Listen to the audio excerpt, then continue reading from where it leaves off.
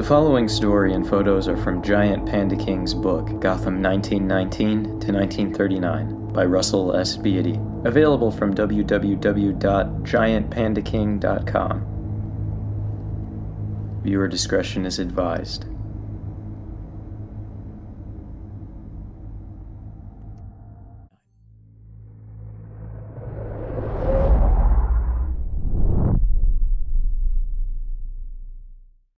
Gotham City, a den of villainy, a beacon of hope, and home of one of the most controversial figures in the history of the United States of America.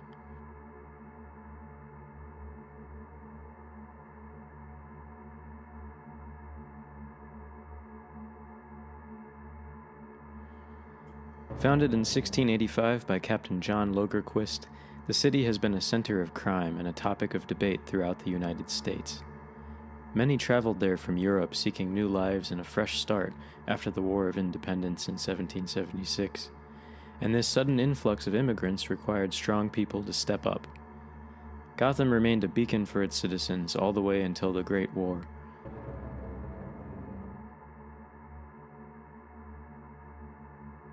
World War I rocked the very foundations of the world, splintering lives, breaking apart families, and damaging the minds of soldiers who fought bravely and returned home.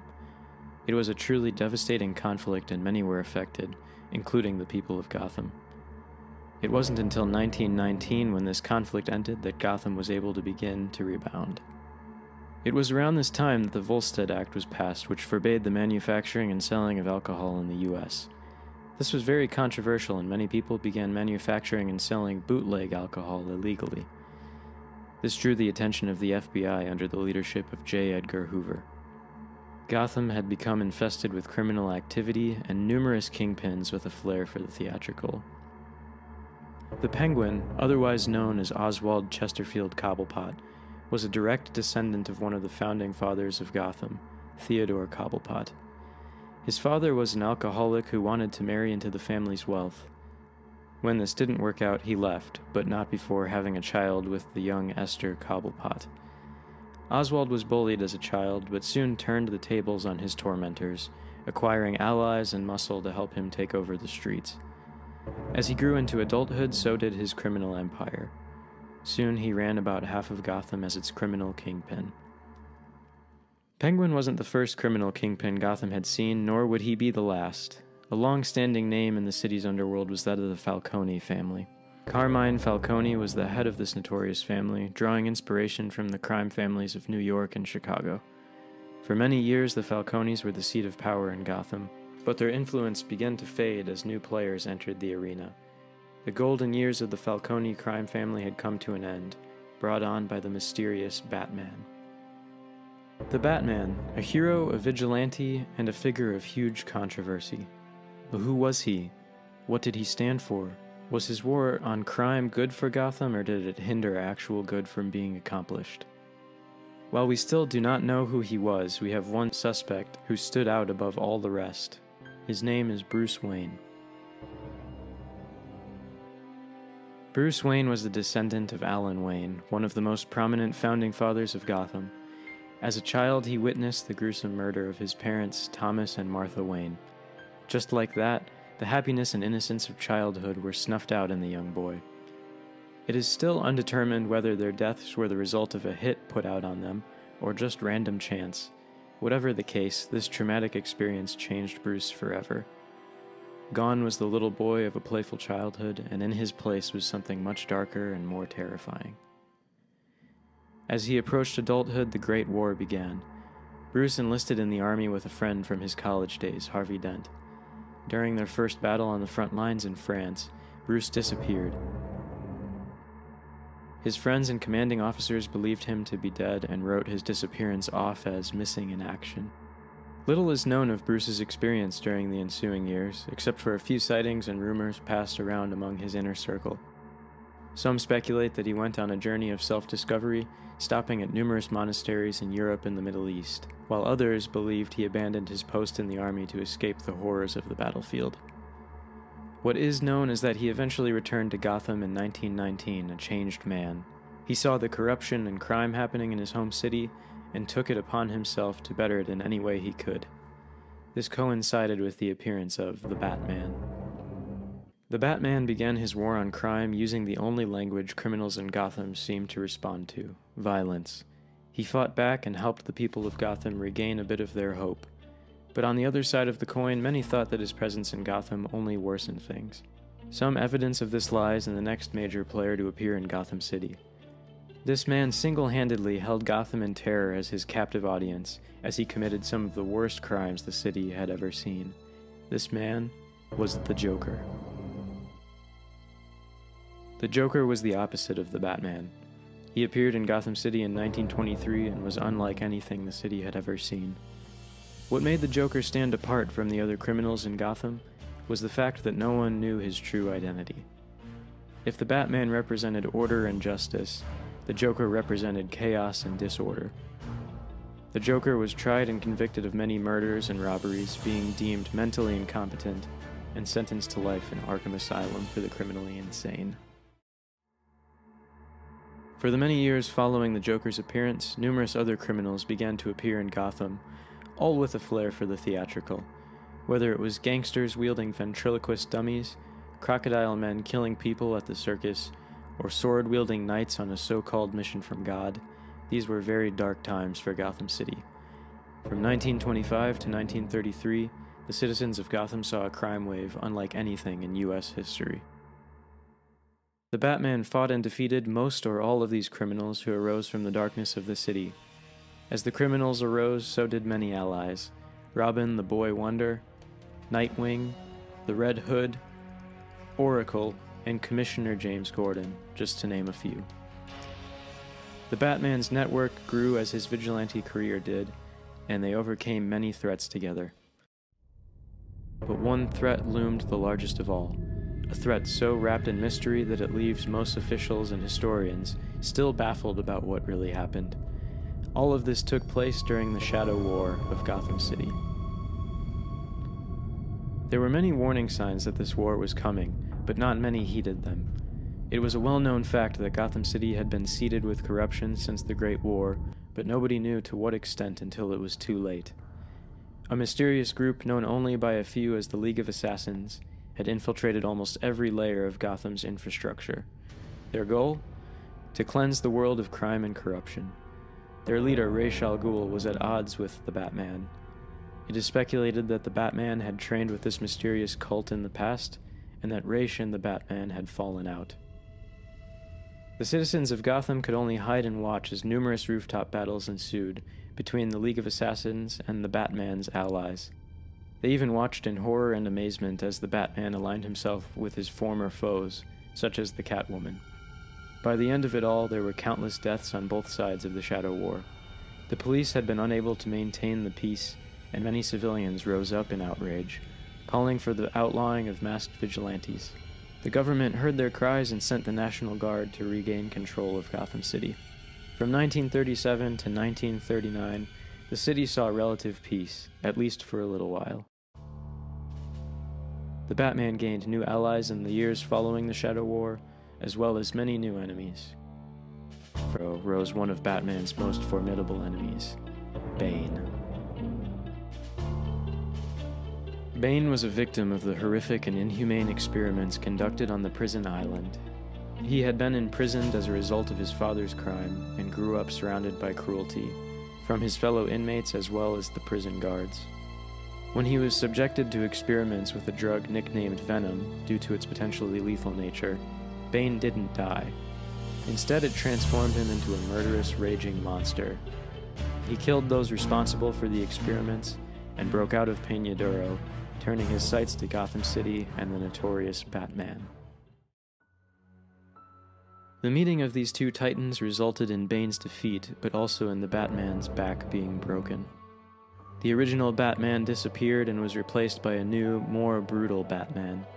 This one resembled a knight and dispensed lethal justice as he saw fit, murdering any criminals who got in his way. His reign of terror left the infrastructure of Gotham fractured, and its citizens living in fear. The only one who would be able to stop this new Batman was the original. No one knows where the original Batman had gone, but once the murdering of criminals began, he returned to rise to the challenge. He donned a new mask resembling more closely the face of a bat, and engaged in battle with the new Batman. The original Batman emerged victorious, but soon after he vanished completely from the public eye. Many attribute the disappearance of the Batman to the ever-present threat of World War II drawing closer, while others believe he merely had enough of the toils of fighting crime in Gotham City. Where did the Batman go? Would this be the last Gotham City would see of him? After his recent reappearance and victory against the mutant gang threat, it is evident that Gotham was not left defenseless. In the wake of the Batman's second disappearance, we recently received exclusive information that the answer lies with Bruce Wayne. With his recent passing, we now know that Bruce Wayne was indeed the Batman. He used funding from his company to finance his crusade against crime, and his many allies were a part of his network, some knowing his true identity, and others not being privy to that information. Whether or not the Batman's impact was good or bad is still a widely debated topic, but what we do know is this: even in the face of great danger, he did not abandon the people of Gotham City to the darkness, and he will live on in history for many more years to come.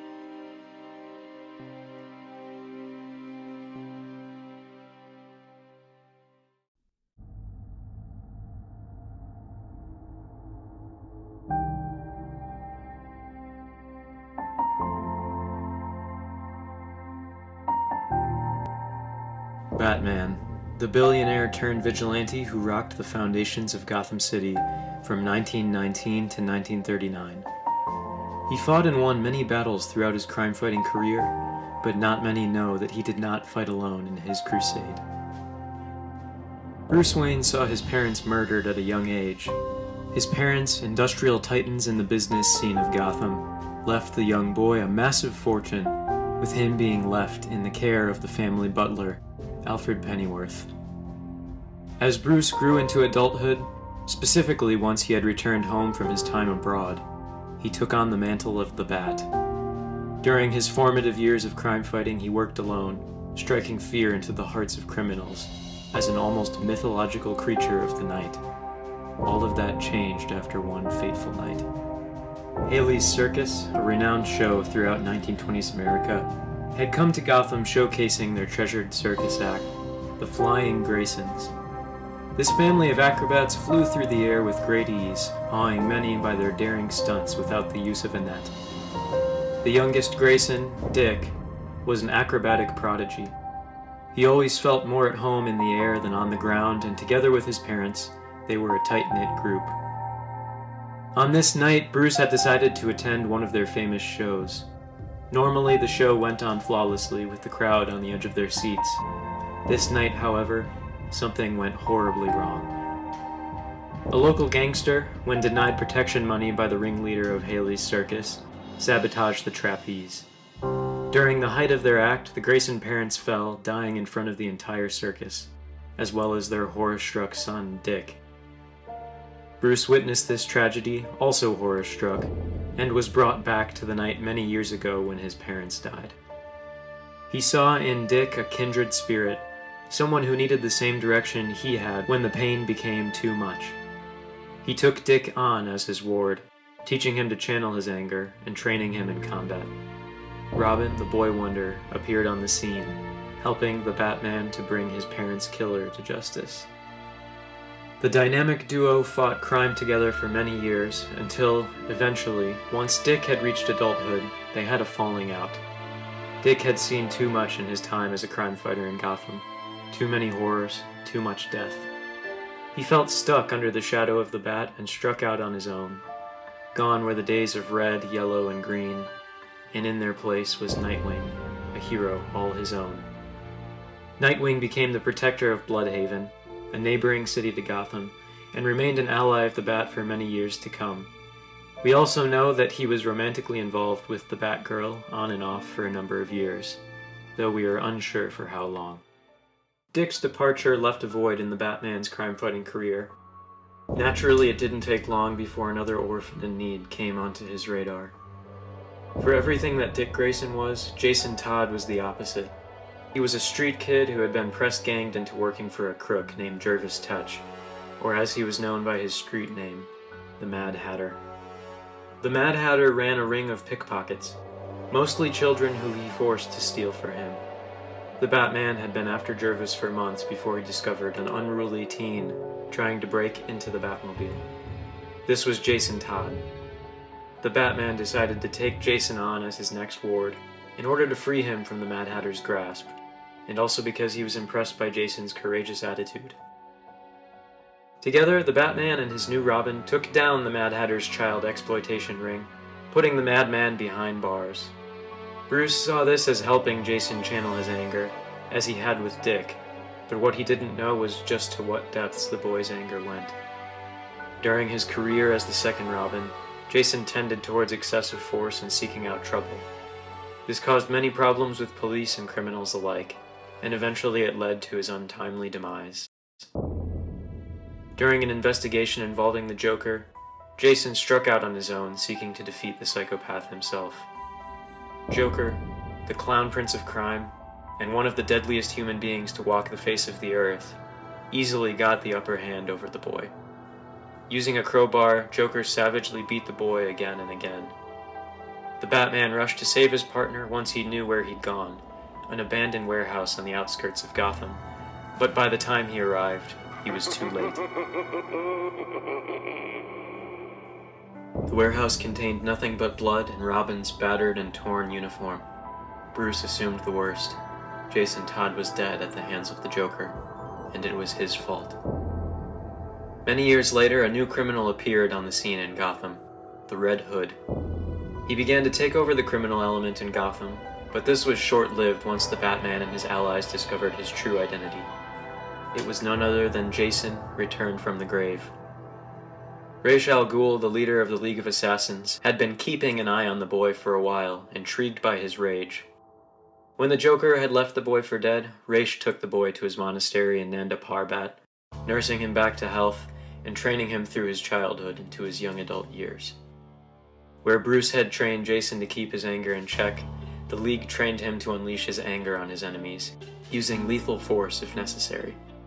This made him even more uncontrollable and unpredictable. The Batman and his allies took Jason in as Bruce reasoned that he had maintained brain damage from his brutal beating at the hands of the Joker. Eventually, Jason gave up his murderous ways and joined the Bat family as an ally. During the years that Jason went missing, presumed dead, the Batman became a much darker force in Gotham. His feeling of failure at Jason's death caused him to spiral deeper and deeper into solitude. His vengefulness went to extraordinary depths in dealing with criminals. During this time, a boy named Tim Drake began to study the Bat. He was an admirer of Sherlock Holmes novels and had developed astute skills of observation, deduction, and forensic science. Tim was a prodigy, his mind sharp as a knife. He used these skills to deduce that the Batman's true identity was Bruce Wayne. Tim approached the millionaire, confronting him and asking to be his new protege. Bruce declined initially. Tim was much older than the other two Robins had been, and it had been too soon since Jason's death. Bruce had vowed never to take on another ward. Tim was not satisfied with this answer. Basing his design off the costumes of the other Robins, he created his own uniform using very durable materials, much more protective than the other outfits had been. As the Batman's vengefulness increased, so did his recklessness. During an investigation into his former friend, Harvey Dent, now known as Two-Face by the criminal underworld of Gotham, the Batman found himself captured. Tim, now the new Robin, arrived on the scene, freeing and helping the Batman, and together they fought Two-Face and his gang, apprehending them. Tim had earned Bruce's respect, becoming one of his most trusted allies. The next person to don the mantle of Robin was an unexpected one. The daughter of Ra's al Ghul, Talia, arrived on the doorstep of Wayne Manor one day. She had a child in tow with her whom she claimed to Bruce was his. During Bruce's years of training with the League of Assassins, him and Talia had become romantically involved. Unbeknownst to him, she had conceived and given birth to Damien, raising him in the League until he had reached 10 years of age. Bruce could tell that she was not lying. The boy was clearly a Wayne in appearance, even if he had the demeanor of his grandfather Ra's. Talia gave Damian the choice of whether to return to Nanda Parbat with her, or to remain in Gotham with his father. The boy chose to stay with Bruce. Bruce had to work to undo much of the conditioning the League had put the boy through. Damian had a tendency to seek out violence and vengeance above all else, seeing no issue with murdering criminals to achieve peace. He was by far the deadliest of the Batman's protégés, even if he was the youngest. Because Tim was Robin at the time of Damian's arrival, Tim stepped down from the role, taking on his own mantle as Red Wing. This allowed Damian to step under the Bat's wing and grow into a crime fighter, not hell-bent on death and revenge, but on justice and hope. Damian considered becoming the next Batman to be his destiny, wanting more than anything to take on the mantle of the Bat one day. In conclusion, there have been many to take on the role of Robin to the Batman, and it has been a long, painful, yet hopeful history. But what became of each of these boy wonders? Dick Grayson remained a crime fighter until he was enlisted to help lead a proto-CIA initiative known as Task Force X. He died in the line of duty in 1943 while on a mission in France. He is remembered and honored still as the protector of Bloodhaven. No one knows definitively what happened to Jason Todd. Some claim he returned back to Nanda Parbat to live out his days in peace, while others claim to see him all over the world working to take down criminal cartels, assassinating warlords. Tim used his mantle of Red Wing to fight the murderous new Batman that arose in Bruce's absence. He also took down the serial murderer Victor Zars. Soon after that, he stepped down from crime fighting and became an FBI agent, pioneering the fields of psychological profiling and forensic investigation. He revolutionized detective work for law enforcement. Damian remained as Robin until the Batman's retirement. He then left Gotham to take his rightful place as the leader of the League of Assassins. Ra's had passed away, and Damian changed the cult's name to the League of Shadows, taking it in a new direction, one of stealth and covertness. In the wake of World War II, he used the League to restore order in Europe, taking on the persona of the heretic and vowing never to let another war of that magnitude take place. Though the mantle of Robin belonged to many different people, the ideals of the role remained the same. Robin was a force for good, a pioneer of hope and justice. Robin was a light to counterbalance the Batman's darkness. Robin defined the Batman in a number of ways, but above all, he was a friend to the Bat and to all the citizens of Gotham.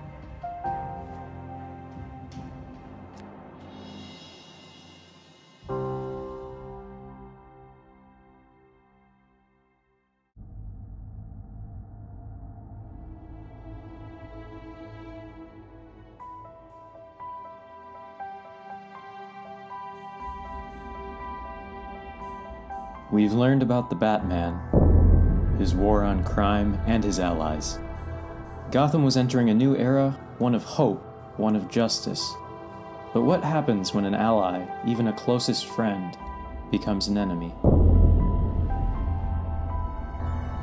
Bruce Wayne and Harvey Dent were inseparable as young men. They were sons of two very different families, however. The Waynes had their industrial empire, looked upon by Gotham citizens as a necessity to the ever-evolving city. The Dents, on the other hand, were a different story. Harvey's father would often come home drunk, beating both him and his mother. As soon as he was able, he left, having received a scholarship to Gotham University. It was here that he met his roommate, Bruce Wayne, and the two became fast friends. They were both remarkably competitive, and they continually pushed each other to greater and greater achievements, proving an unstoppable team. Harvey soon graduated with a degree in law, having received top marks. He soon became the youngest district attorney in Gotham's history with the help of Bruce and his money. He won the election on the promise that he would help root out corruption in Gotham's justice system, helping restore order in a city in chaos. Soon, World War I began. Harvey saw this as an opportunity to defend his country and return a war hero, even furthering his public standing in Gotham. It was no surprise to the public when Harvey decided to join the war effort, but it was not well received when Bruce decided to join him as well. Many saw it as a rich boy wanting to play hero without realizing what he was getting himself into. Together, Harvey and Bruce fought on the front lines in the Battle of Cambrai, during which Harvey was gravely injured by a bomb, and Bruce vanished entirely, presumed to have been killed in action. During that battle, shrapnel from a bomb injured Harvey and did extensive damage to the left side of his face. He had to be sent home, disgraced in his own mind. Dr. Leslie Tompkins treated him and did her best, but Harvey's new physical appearance had doomed his once blooming political career, and he no longer felt the desire to chase it. His fiancée had left him after seeing his new appearance, his best friend was missing, presumed dead, and with nowhere left to turn, he went back to his father to ask for help. He hid his injuries with a tin mask that covered the left side of his face, and he went into seclusion in his family home, not showing himself to the public. The public perception of him began to fade, but something festered within Harvey, burning to get out. In the following years, Harvey sank into a depression. This culminated when Bruce returned home, bearing a tale of being captured by enemy forces and carrying the scars to prove it. Harvey never believed him, feeling betrayed by his friend, rather than relieved that he had survived. Eventually, his mind could no longer take the strain, and he snapped. His depression turned into hatred for the world around him, and he no longer wore his tin mask. He shone his face proudly for all to see, spiraling full on into his duality. He would lash out almost as if he was another person. Many years later, after his death, he would be diagnosed as having had dissociative identity disorder.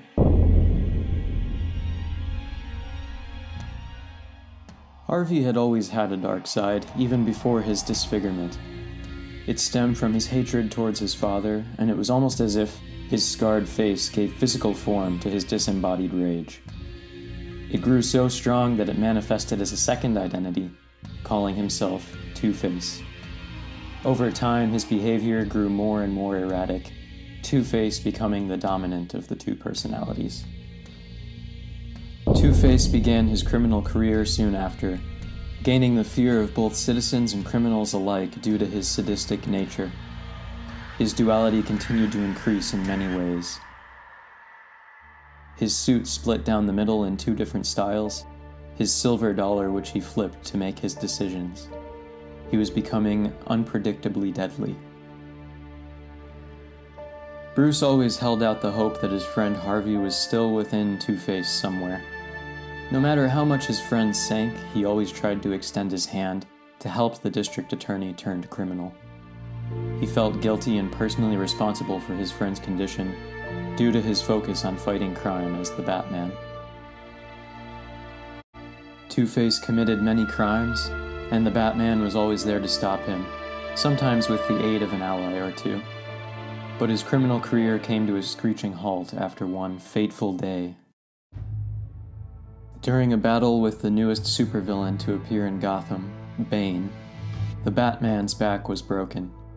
He disappeared, and a new Batman emerged to take his place. This new Batman had alleged ties to the cult known as the Order of Saint Dumas, and it soon became apparent that he had no qualms about brutalizing and murdering the criminals he came into conflict with. Two-Face, woefully unaware of the deadly tactics of this new Batman, went about business as usual, and when the new Batman arrived on the scene, found himself unprepared. The new Batman viciously murdered the former district attorney. The remaining allies of the original Batman were powerless to stop him. Harvey Dent's story was one of horror and tragedy from beginning to end. He was powerless at the hands of his father, powerless at the hands of World War I, and powerless to stop his mind from betraying him. So what became of him after death? Harvey Dent's body was recovered by the police, and his features were even more unrecognizable due to the damage done by the new Batman. A death mask was constructed to place on Harvey's body, though it was not a recreation of how his face had been before the war. It was a recreation of what he had looked like as Two-Face. To some it seemed tasteless, but to others it seemed fitting. Harvey Dent had been a positive force in Gotham, but Two-Face had been a scourge. Many objected to the funeral being held at the City Hall, but it transpired nonetheless. The Batman always carried the guilt of his friend's downward spiral, and always felt the weight of his death. Gotham will never forget Harvey Dent, as he was a perfect example of the city's own duality, the light of hope in its citizens, and the darkness of evil in its criminal element.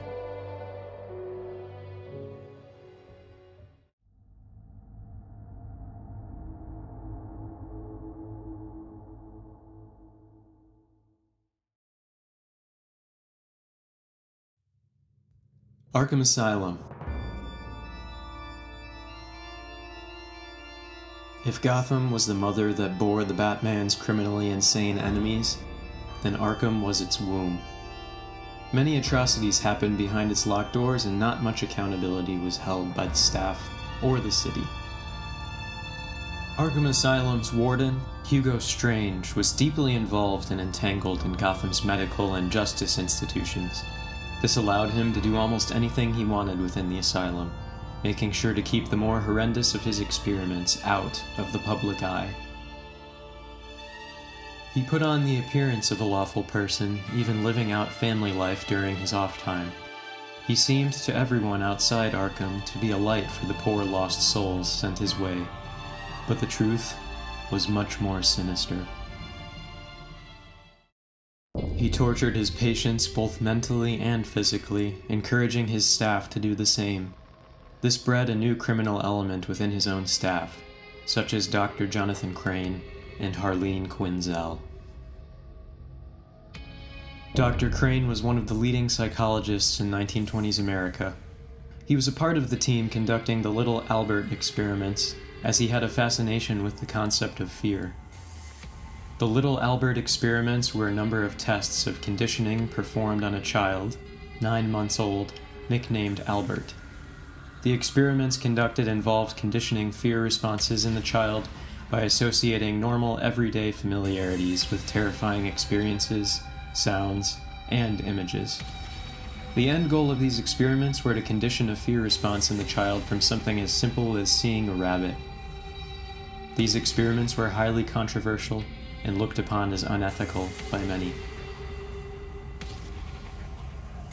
Due to his experience with these experiments, Dr. Jonathan Crane wanted to become the leading expert on phobias, leaving his professorship to work under Dr. Hugo Strange at Arkham Asylum for the criminally insane. He was not uncomfortable with the unorthodox methods applied by the warden, as he had already been a part of a morally ambiguous experiment, and so he himself began to conduct some of the most unethical experiments on the inmates, attempting to induce fear. Through these experiments, he developed a psychoactive drug which, when breathed in its gaseous form, enhanced the fear and paranoia of an individual. His hunger for experimentation was not satiated just by testing his drug on Arkham's inmates, however. After hearing reports of the Batman, he decided to take on a persona of his own. Donning a burlap mask, Dr. Crane went into Gotham City, finding unsuspecting victims and its citizens. He would strike quietly and suddenly, dosing his victims with his fear toxin and leaving them writhing and shrieking in terror. He had become the Scarecrow. Eventually, Scarecrow was apprehended, and his witness testimony was a major piece of the puzzle used to indict Hugo Strange years later. Jonathan was not, however, the only one corrupted by Arkham's allure. Harleen Quinzel was quiet and shy for most of her childhood. She lived with her drunken father and stayed below the radar so as not to incur his wrath. He forced her to take a job as a custodian at Arkham Asylum for the criminally insane, so that he would have money to spend on illegal booze. Harleen spent most of her days cleaning the vile asylum from top to bottom, trying to block out the screams of its inmates and the atrocities that she witnessed. Those screams followed her even after she left Arkham for the day, and they only stopped if her father decided to beat her in one of his drunken rages. One day, while cleaning on a shift, she met one of Arkham's most notorious inmates, the Joker. At first, she was terrified of him. The Joker was not to be spoken to or interacted with because of how dangerous he was. Despite this, she continued to speak with him day after day. She soon began to wonder how anyone could be afraid of this man, one who was so caring, passionate, and creative. After over a year of forming a secret friendship with the clown, she began to realize a fascinating and terrifying truth. She was in love. After that, it didn't take much for the Joker to convince her to help him escape. She obliged, and the two left Arkham's dreary cells and corridors behind. Their first stop was Harley's home, where the Joker convinced her to murder her father. There, covered in her father's blood like a gruesome baptism, she was reborn as Harley Quinn, the homicidal princess to the clown prince of crime. Together they went on a cross-country crime spree that put Bonnie and Clyde to shame. Many monstrosities were born within Arkham's walls. Through the abuses committed by the staff, many inmates became so twisted and vile that not even the asylum's walls could always hold them. The more famous inmates, such as the Joker, or the former District Attorney Harvey Dent, or Two-Face, were among the more notable ones. However, even the less notorious inmates were still very dangerous. The ventriloquist was one such inmate. Arnold Wesker was a quiet, gentle soul. As a child, he kept to himself mostly, raised by his mother, who was a chorus dancer on the vaudeville circuit. His mother resented him. She saw him as a constant reminder that she would never fully achieve her dreams of reaching the big time, so long as she had to look after him. Arnold spent his childhood sitting backstage at low-rent venues, creating imaginary friends and giving them voice with his gift for ventriloquism. He longed to showcase his skill, but he lacked the confidence.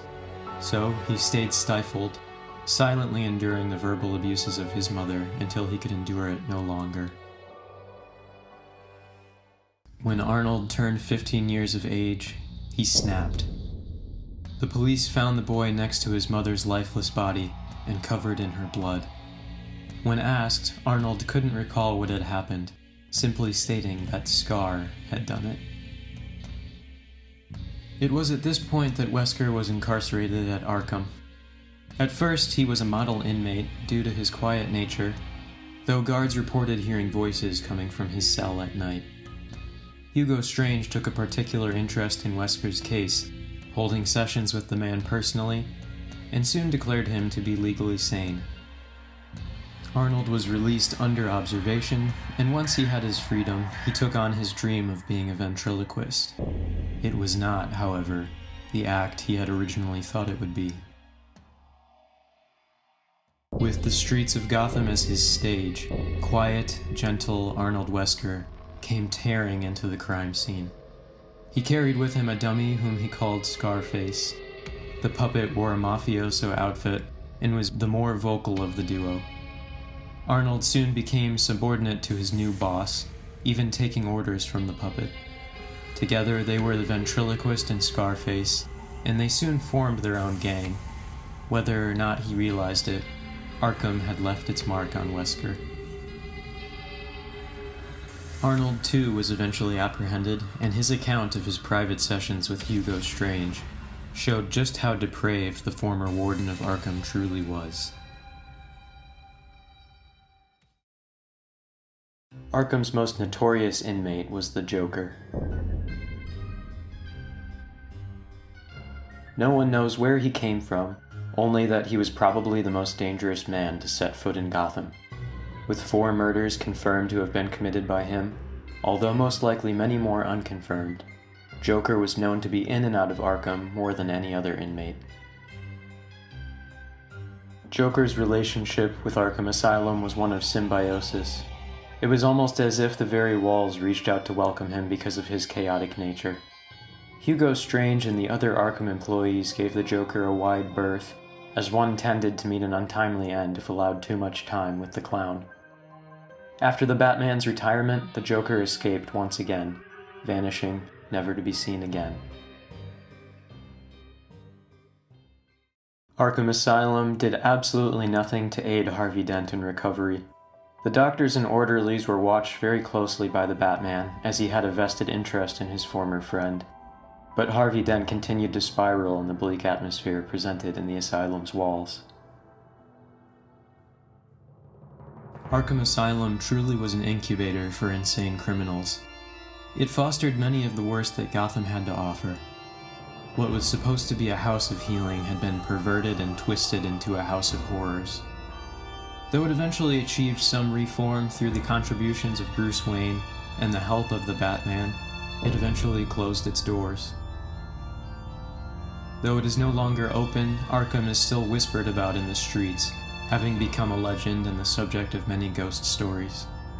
It is an ugly scar on the canvas of Gotham's history, and a constant reminder to its citizens just how deep a person can sink. We've seen it corrupt its warden, its employees, and most especially its patients. Monsters were made in Arkham Asylum, and all we can do now is try our best to forget.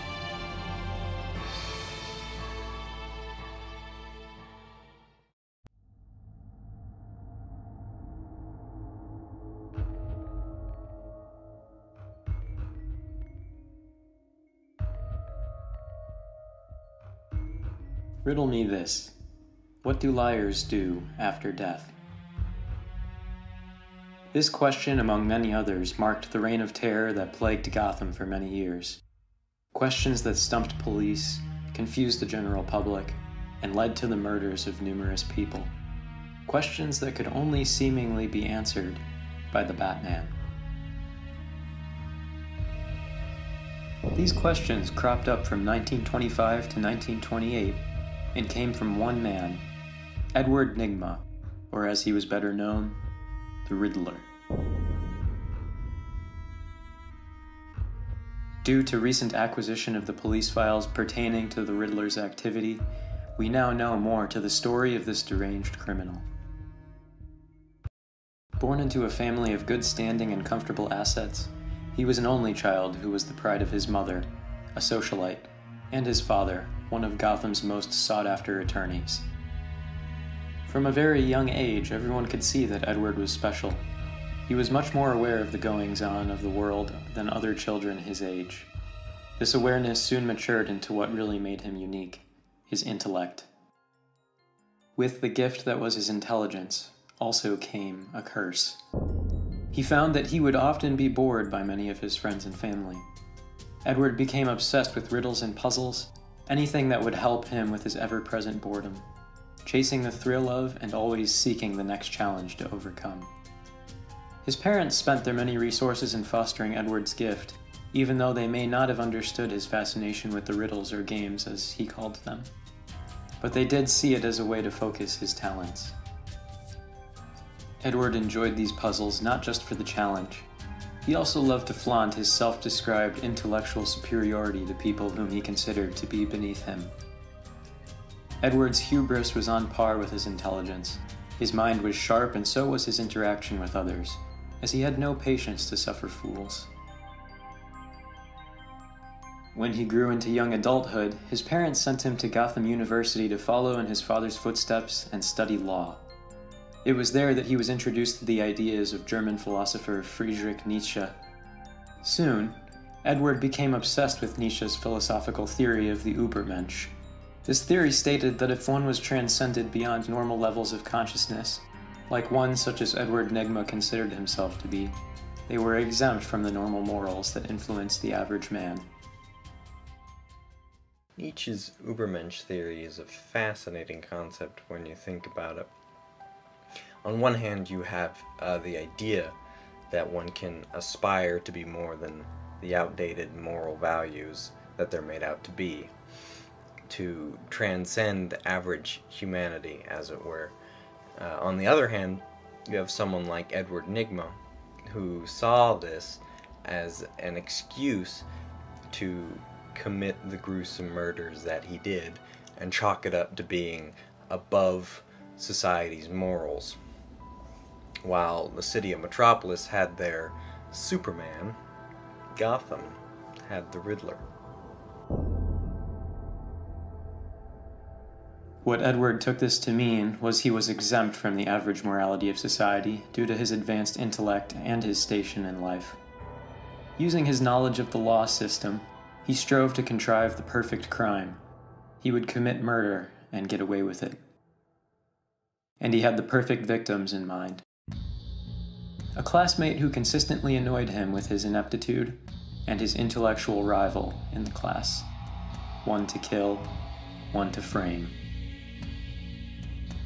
He spent a great deal of time poring over the details of his plan. What day, what time, what setting. Nigma knew that in certain instances one could leave absolutely no trace of oneself at a crime scene. The evidence had to be indisputable. Then the day finally arrived. He executed his plan quickly and suddenly so that he could utilize the element of surprise, and murdered the classmate that annoyed him using a knife. The knife belonged to his rival classmate and was a family heirloom. He left this at the scene of the crime so that there would be no doubt who the supposed perpetrator was. He then planted one of the victim's belongings in his rival's jacket, and a handkerchief belonging to the victim, covered in fresh blood. When police arrived at the scene of the crime, linking the knife to Nigma's classmate, they immediately took him into custody and searched his things, finding the item belonging to the victim. The innocent man was locked away, and Edward Nigma walked free. The thrill of the idea Edward experienced during the planning and execution of the crime was soon over. A new feeling of disappointment crept in, as the crime was all too easy. As the years went on, he graduated from Gotham University and became a very successful lawyer, with no one the wiser as to the atrocity he had committed. While he was successful, he began to realize that he was also very bored. The life of a lawyer had become dull to him, and he yearned for excitement again. His mind constantly went back to the perfect crime he had committed in college, and his mind reached an inevitable conclusion. He was to begin killing again. With each person he killed, his flair increased and his ambition grew. By the time he had murdered 8 people, the police still had no clue who was behind the killing spree. His balance of criminal activity and work were fairly even, although Edward alienated himself from his family, and he took no romantic interests. He didn't find his parents intellectually stimulating enough, and romance was not an option for such a self-obsessed man as he. He eventually found his way back home, murdering his parents. They had been an obstacle to his ascent, and so it only seemed fitting to remove that obstacle from his path. Never mind that they were the people that raised him. His ambition and confidence increased to the point that he taunted the police by leaving riddles, questions, at the scene of the crime.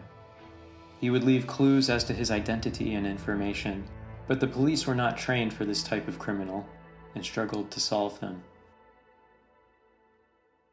Commissioner James Gordon enlisted the help of the Batman in taking on these riddles. It was one of the first times that Gotham's police collaborated with the vigilante, and it certainly wouldn't be the last. One by one, the Batman solved Nigma's riddles, and the trail inevitably led back to Edward. Once they had the true identity of the Riddler, it didn't take long to track him down and lock him up.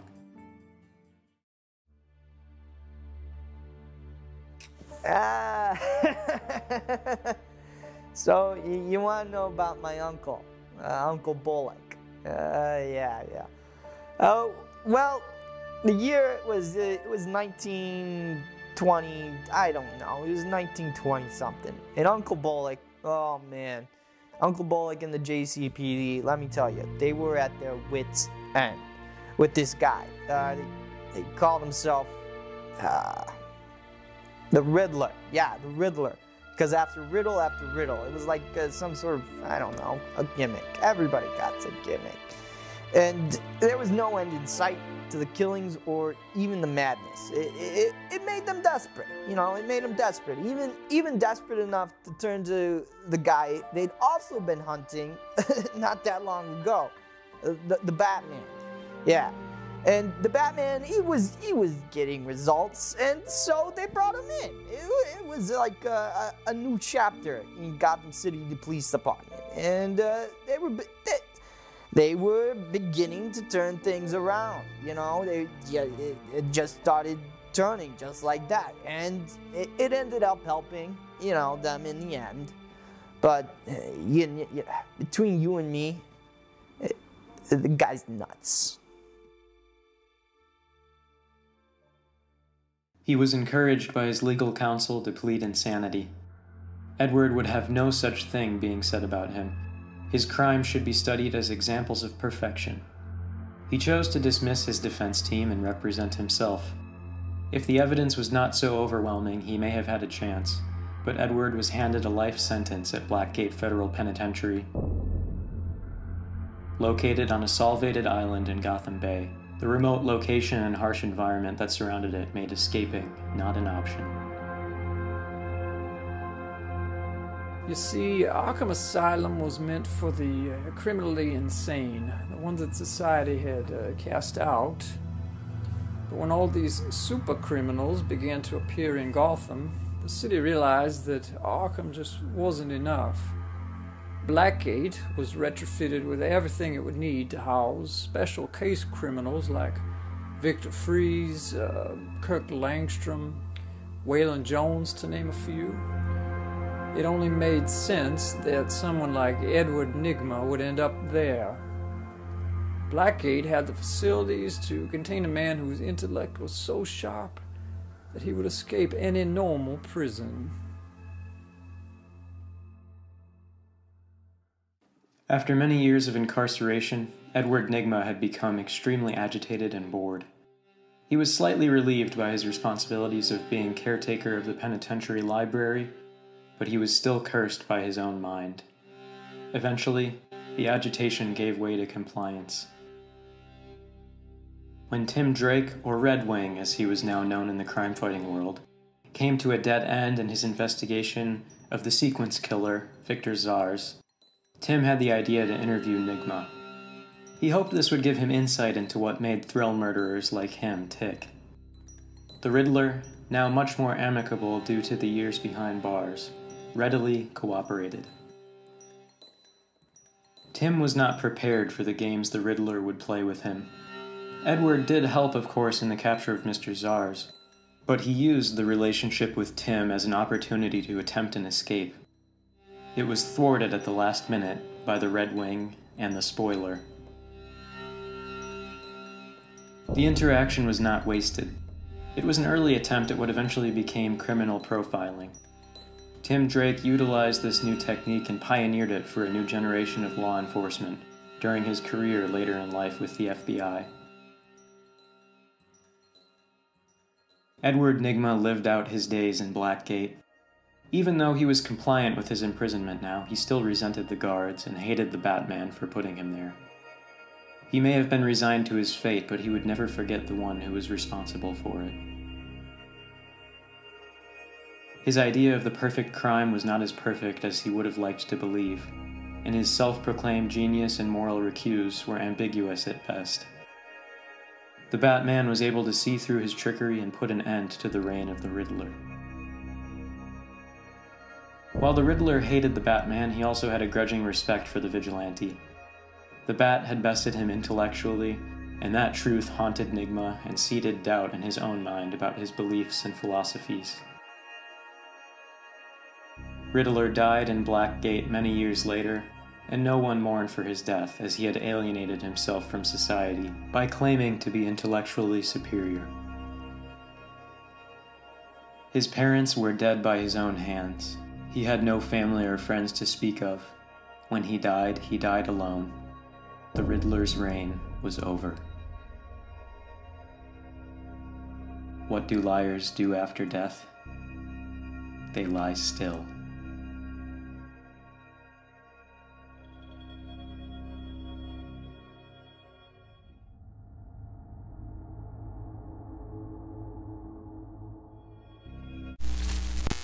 For a few, life in Gotham was plentiful and reaped nothing but rewards. For others, those rewards had to be snatched from the city's very flaws. Selina Kyle was one such person. Even from her early years, she had been known by the Gotham City Police Department all too well. She never quite felt like she fit in where she was born. She had lived in an abusive home and took it upon herself to run away late in her childhood. Her father had been a drunkard and a small-time criminal, and her mother was verbally abusive toward her. She felt like the people who were supposed to provide her with protection and nurturing had stolen away her childhood. It was no wonder that she truly felt at home out of that house. It was here on the streets of Gotham where she was picked up by Miss Rose, the most powerful madam in Gotham. Selina became Miss Rose's right-hand woman, managing all of her establishments and taking care of problems as they arose. With this came wealth, power, and, in a sense, security for Selina. Selina became a master manipulator, blackmailing many Gotham figureheads and representatives. She would put them in compromising situations, then photograph them to use as leverage to gain what she wanted. Aside from this, she was not opposed to also using violent force to get what she wanted. As times changed and the years progressed, Miss Rose fell out of power in Gotham. Crime lords like Falcone and Penguin took the center stage, their outfits taking over many operations. Miss Rose was caught in the crossfire of their takeover, killed by the gangsters. Selina found herself back on the streets of Gotham, fending for herself. Her safety and security had been ripped away once again. This taught her an important lesson. To be just herself made her vulnerable. It made her a target. If she was going to be somebody in Gotham, she needed to be a myth, a legend, untouchable. She was, of course, enraptured by the Batman. Here was someone who used his own myth to strike fear into the hearts of criminality. Someone who also didn't quite fit in. What if someone were to utilize that in a different way? This would allow her to avoid being vulnerable again. Even though she was inspired by the Batman, that is where the likeness ended. Choosing the cat as her model of persona, its feline attributes matched her personality greatly. She had become the Catwoman. She did not care for stopping crime, she sought freedom. Freedom from expectations, freedom from the law, and freedom from the flying rodent, as she often referred to the Batman. She wanted the freedom that, in her mind, only money could buy. Utilizing her new persona, she became one of the greatest cat burglars in the world. She would travel all over, increasing her reputation as well as her wealth. Although she practiced her craft worldwide, her heart would always bring her back to Gotham. It was her base of operations, and she could not bring herself to abandon it. The other reason she frequently returned was because Gotham was the one place where she felt challenged. The challenge came from the Batman. The relationship between the Bat and the Cat was a complex one. They played many a game of cat and mouse, interchangeably seeking the other one out. There was also evidence to suggest that, even though they were on opposing sides of the law, they may have shared some romantic entanglement. Perhaps the similarities between the two of them was a cause for allure, that they both realized there was a kindred spirit in the other. Perhaps they realized that neither one of them quite fit in. We may never know. During the Shadow War in Gotham City, the Batman enlisted the Catwoman's help in the fight. She was a major player in the combat that ensued. After many years as a cat burglar, and many more adventures with and without the Bat, the latter end of Selina Kyle's career took a different turn. Gone were the days of wielding a whip and stealing jewels and other precious objects. She now stole and traded in something that she considered to be more valuable: secrets. Selina had become part of the wealthy society scene in Gotham through trading these secrets, the secrets of the very people she would socialize with. Some of the most rich and powerful in Gotham were held under her sway. The Batman would rely on her assistance from time to time on finding individuals or information, but she often turned him down if the need arose. She might be a criminal, but she still had a code as a professional criminal. Many years later, after the retirement of the Batman, Selina Kyle used her amassed wealth to help out the poor and unfortunate women of Gotham City. She went on to create and run a much-needed women's shelter in Gotham's poorer district. She used her funding, and the shelter also acquired funding from the Wayne Foundation. Even though her life was a complex web of burglaries, extortion, and other such crimes, Selina hid a heart of gold beneath it. She fought for the right side when it really counted, and while she enjoyed holding wealth and power, she ultimately used it to help others in the end. Some chalk it up to her sometimes allying with the Batman, but still more know it was because deep down, she really cared about Gotham and its people. Selina Kyle ended up being a force for good in Gotham. They say that as you age, you become who you truly are, more and more. That was the case for her. With Selina Kyle's recent passing, some remember her as a thief and an extortionist, but many more, especially the women of Gotham, remember her as having helped them in a time of need. What she had snatched from the claws of Gotham City, she had given back to its people.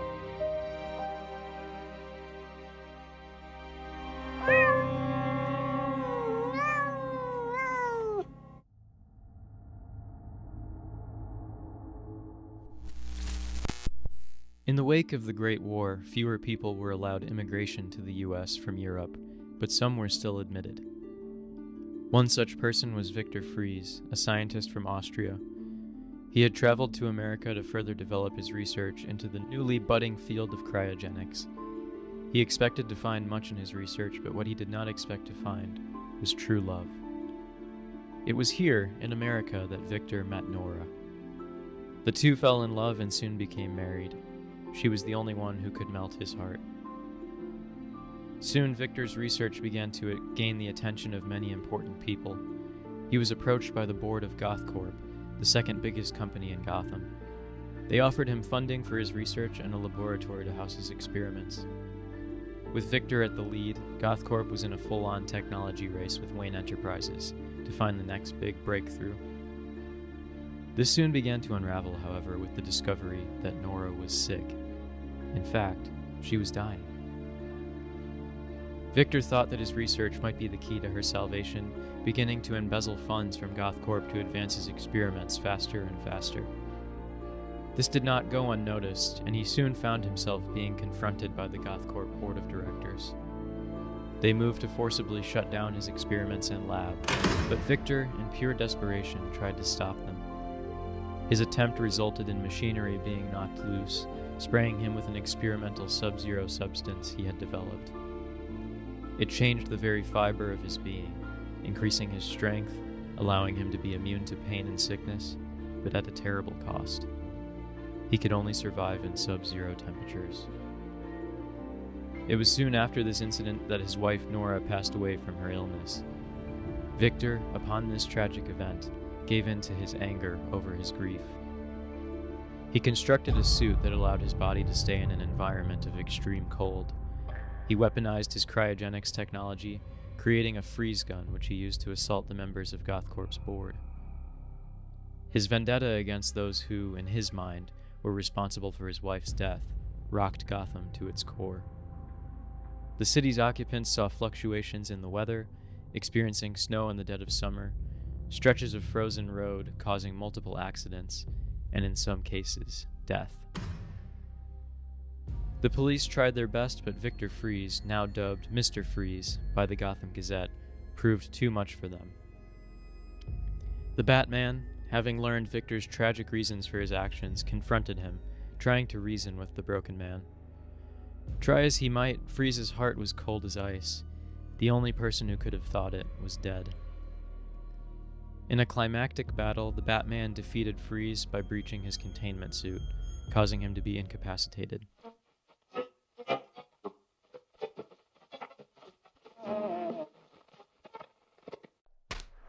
Jack Ryder here, bringing you a live report of the battle between the Batman and Mr. Freeze.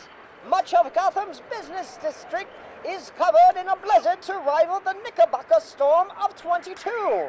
The Batman seems to be gaining the upper hand. Oh, Freeze just blasted the Bat with his freeze ray.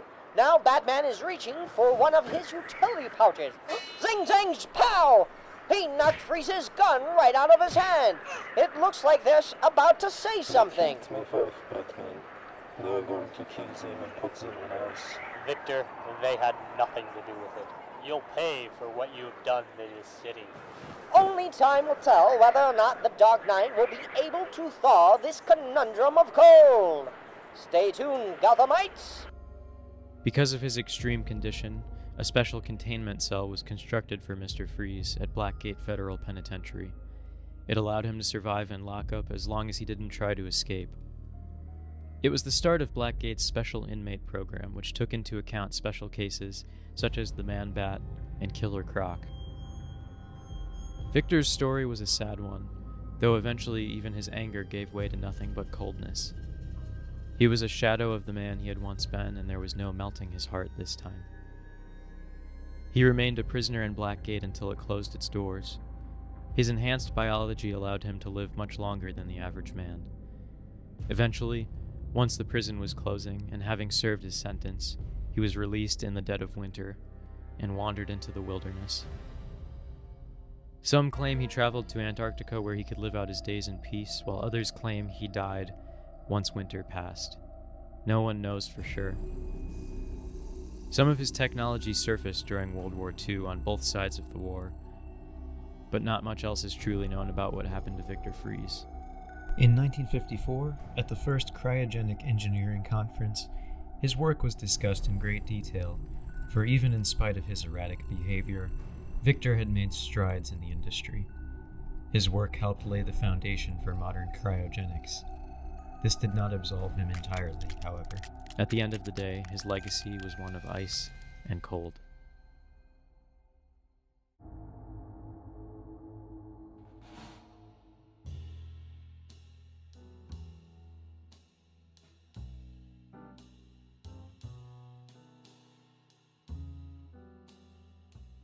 Robin, Nightwing, Red Hood, Red Robin, or Red Wing as he was known. All of these are people who were inspired by or directly involved with the crusade of the Batman. But none were as directly inspired by him as the Batgirl. The daughter of Gotham City Police Commissioner James Gordon, Barbara Gordon was one of the very first admirers of the Batman. Crime fighting was in her blood. Creating a costume of her own and donning a mask to hide her identity, she came flashily onto the crime-fighting scene. Some would say her costume focused more on fashion than function, but she made an impact nonetheless. Even though she could not use the tool of fear to combat criminals, she found her own effective methods of making an impact in crime fighting. The Batman soon began to take notice of her effort in the fight on Gotham's underworld. He tracked her down and officially welcomed her to the Bat Team. She was living her dream, fighting crime and being an ally of the Bat. All of that came to a startling end because of the Joker.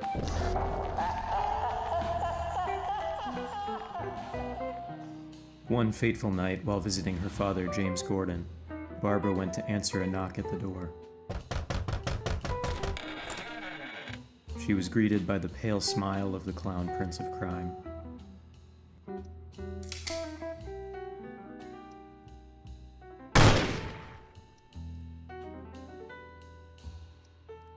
She didn't even see the gun before she heard the gunshot that hit her. It hit her spine, paralyzing her from the waist down and effectively ending her career as the Batgirl. Though her body was broken, her spirit was not. She may have been wheelchair-bound, but she found another calling in the Bat's crusade against crime.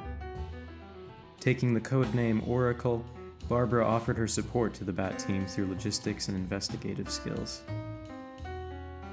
While the Batgirl's career might have come to an abrupt end, her example inspired many to take up the cause.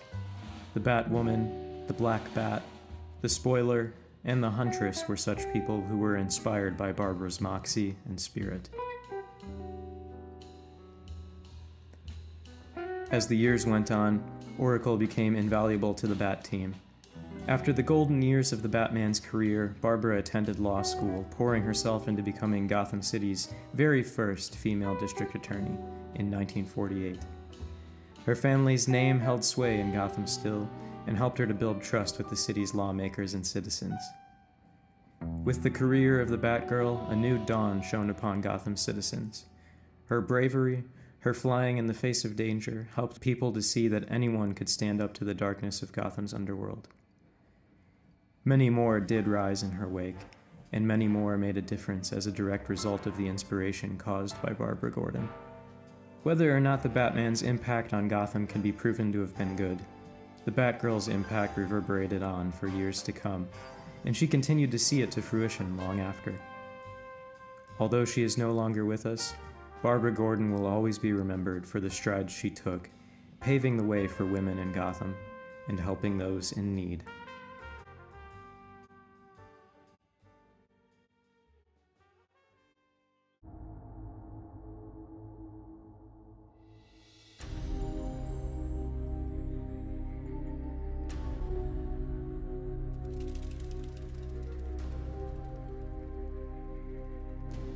In the early 1920s, the many fields of science were continuously being developed and refined. This also meant that there were many gray areas. One such gray area was in the work of Russian scientist Ilya Ivanov. Ivanov had the full backing of the Stalin regime in the field of study and experimentation pertaining to crossing animal DNA with human DNA. He had given presentations on such theories as early as 1910, but did not receive enough funding until much later. He attempted many experiments. Wanting to stay ahead in the science race, a branch of the United States government sought out any scientist they could to spearhead their own experimentation. Dr. Kirk Langstrom had been working in the cross-species field for years to develop ways of helping humankind. The US government approached him and offered him support and funding if he would work for them. Langstrom accepted, jumping at the opportunity to further his research. He started really making progress in his experiments, and things were advancing beyond his wildest dreams. What he did not expect was that he would start to lose his hearing. He saw his position as an opportunity to find a cure for his oncoming deafness. He refocused his research to look into bats, wanting to find a way of utilizing the sonar capabilities of their ears. This detour from his normal experiments caused problems. The US government decided to threaten him with a cease of funding as the project seemed to be going nowhere. Langstrom suddenly found himself with little time, minimal funding, and a newfound desperation. He made the drastic decision to experiment on himself. No one knows how, but Langstrom found a way to bond himself with bat DNA. It transformed him from a studious scientist into a gangly hybrid monster. His ears became large and pointed like a bat, his fingers became like claws, and his behavior became animalistic. Confused and drastically transformed, Langstrom wandered into the city, causing mass panic and dismay. Many people were injured during the mayhem. The US government abandoned their project altogether, seeing it as a failure. No such attempt on cross-species genetics has been made since. The Batman, seeing the pandemonium while on patrol, went to investigate, and managed to bring the beast down.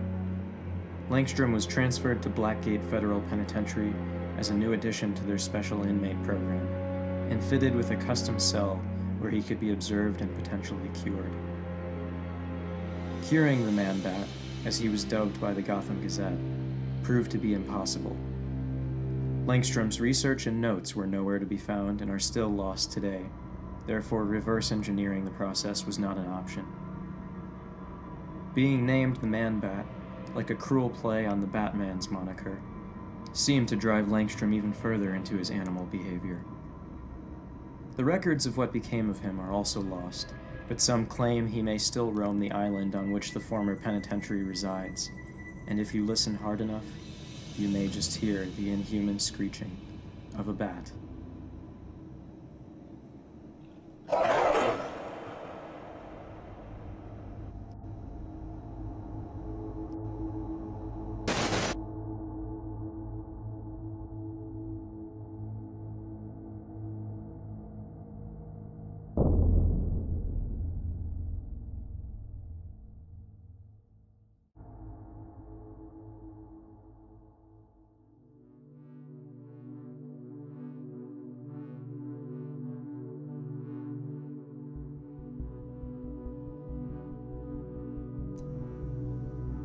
Opera was at the heart of the performing arts for centuries. Many rising stars were pioneering modernism in opera, as well as other such trends, and one such rising star was Basil Carlo. From a young age, Basil showcased extreme talent in the performing arts. He was considered a prodigy by his parents, and groomed for the operatic theater from childhood to young adulthood. His talent shone through, earning him fame as a local celebrity in Gotham. He was widely acclaimed, appearing in such performances as The Bride of Dionysus, The Gambler, and many others. But as is too often the case, fame and power can turn even the most talented to corruption. Basil Carlo was no exception. As he became older, he began to turn to the bottle to cope with his fame and fortune, becoming depressed and paranoid. He was also beginning to leave his golden years behind, and he was worried about the prospect of being ushered out. At first, this didn't affect his performance or interaction with the other performers. He continued on like normal, singing and maintaining appearances. No one was the wiser to his internal struggle. As time went on, however, the stress caused him to drink more and more, losing himself in the liquor. His once dignified and amicable personality became twisted and even abusive. He would lash out at his fellow performers, and even got into some physical altercations with them over minor disagreements. These incidents continued so much that he was eventually let go by the Gotham Opera House. The disgraced singer, still stuck in his depression and alcoholism, tried desperately to find work somewhere, anywhere else. After much searching, he began to realize that no place in Gotham would have him. Word had spread of his drinking problem and erratic behavior, and no one wanted the bad press that Basil Carlo would bring. His worst fear was realized. He was no longer relevant. He was a disgrace. He felt alone, unnoticed, and forgotten, and soon his depression turned to burning anger and hatred. In an alcohol-fueled rage, he plotted to burn the Gotham Opera House to the ground, with most of his former colleagues still inside. Though he felt unnoticed, he was not. His actions and erratic behavior had attracted the attention of the Batman. Though Carlo was not the Batman's main focus, he kept tabs on him nonetheless. Basil set about to execute his plan, laying some of the accelerants he'd accumulated, but was intercepted by the Bat. The Batman stopped Carlo from injuring anyone, but in the scuffle, Basil was severely disfigured. He had spilled some of the accelerant on himself, then desperately tried to light what little he had prepared, but only managed to set himself ablaze. He was horrendously burned that night. Carlo went into a coma and was hospitalized for months. When he awoke, he was dazed, confused, and shocked at his horrible disfigurement. He escaped from the hospital, stumbling into the streets and hiding in Gotham's slums. It was here where he hatched a plan to get back at the Batman for causing his disfigurement. Attacking random civilians at night, he sought out the vigilante's attention.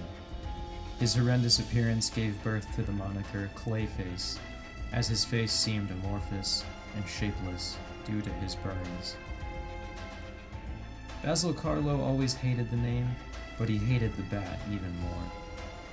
He continued on this mugging and sometimes murder spree until he was apprehended by the Batman and Nightwing and remanded to GCPD custody.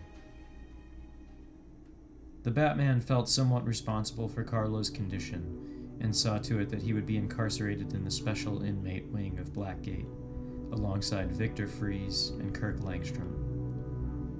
It was there that the Bat hoped he could be rehabilitated and possibly return to society someday. The police did not want to send him to Arkham, as they worried his physical appearance would be harmful to the mental state of the patients there. Blackgate did not have the desired effect. In fact, it had the opposite. Clayface's hatred continued to fester during his incarceration. He became the latest in the line of freakish and tragic villains to appear in Gotham City. Clayface died in Blackgate years later, well before the prison closed down. Some attribute his death to his physical condition, and others claim it as part of a conspiracy involving the heads of the Gotham Opera House. But whatever the case, Basil Carlo was merely the latest in the worst Gotham had to offer. Ashes to ashes, and dust to dust. Or in the case of Basil Carlo, clay to clay.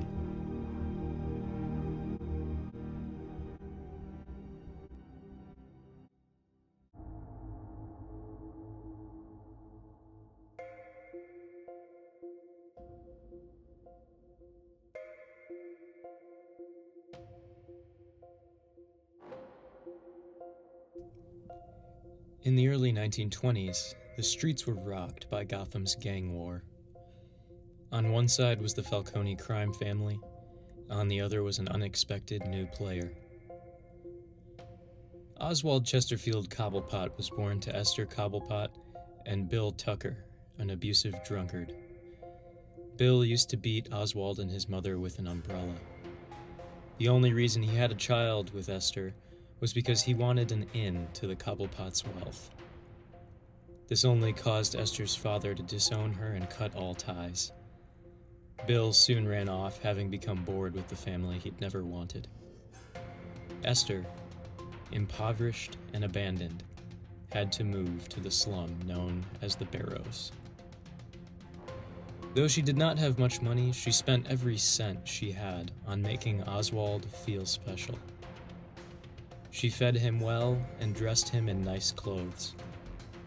Her hope for him was that he would one day be able to re-enter the high society she had once been a part of. Unfortunately, this only led to bullying from his peers regarding his weight and the clothes he wore. It earned him a nickname that he hated, but that would follow him for the rest of his life: the Penguin. Oswald realized he had a choice. Either he could continue to bear the brunt of bullying, or he could retaliate and strike back. He chose the latter. Taking an umbrella, the instrument of so much abuse in his childhood, he confronted the biggest bully on his street. He used the umbrella to break the bully's nose and arm, thus gaining the respect of his peers through fear. One thing led to another. First, he took over his street, then his block, and then his entire neighborhood. By the time Oswald was 25, he ran half of Gotham's underworld. He now bore the name Penguin with pride. Eventually, he attracted the attention of the Falcone crime family. Carmine Falcone was the last remnant of Sicilian mobsters in Gotham. His organization had been around the longest in the city. With the coming of the Batman, however, it became clear that Carmine was unable to adapt to this new brand of costumed vigilantes and criminals. Falcone, feeling threatened by the Penguin, made the first move in what erupted into the Gotham gang wars, which ultimately led to Falcone's organization crumbling. Penguin, now with Gotham's underworld at his fingertips, began to utilize this new brand of masked criminal. He was known to employ the Killer Moth Gang from time to time, and also hired Floyd Lawton, aka Deadshot, to assassinate the Batman. Reveling in his newfound wealth and power, Oswald saw fit to track down his mother's family and murder them in retribution for disowning his mother. He also made connections with Al Capone, based in Chicago. Together, they struck a deal to take down Big Jim Colosimo. Capone agreed to stay out of Gotham in exchange for help taking down his biggest rival.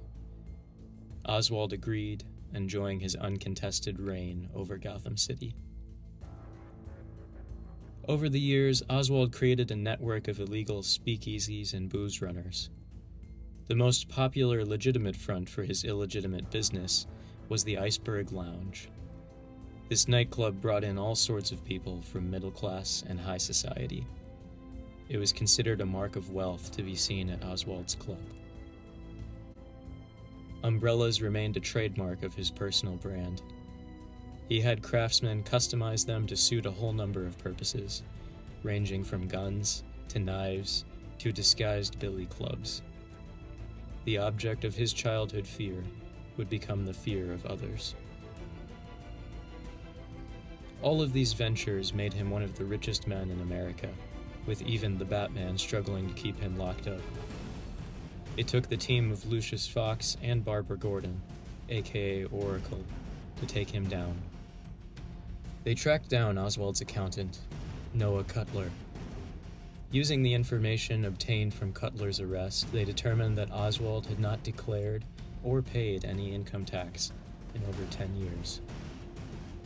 The Batman brought this evidence to the Treasury Department, and they were finally able to bring down the Penguin. Even though he was arrested for tax evasion, there were plenty of other nefarious and more gruesome crimes he committed. The name of the Penguin struck fear into the hearts of criminals and law-abiding citizens alike. He was not, however, the only bird-related scourge to plague Gotham, as was about to come to light. Towards the end of his incarceration at Blackgate Federal Penitentiary, Oswald became severely ill and was released to Gotham General Hospital, where his condition worsened and he eventually passed away. The Penguin's empire had crumbled as well, marking the end of traditional organized crime in Gotham City. Many would try to obtain the legendary status that the Penguin had achieved, but all would fail. Oswald Cobblepot was, and always will be, the most successful crime lord Gotham has ever seen.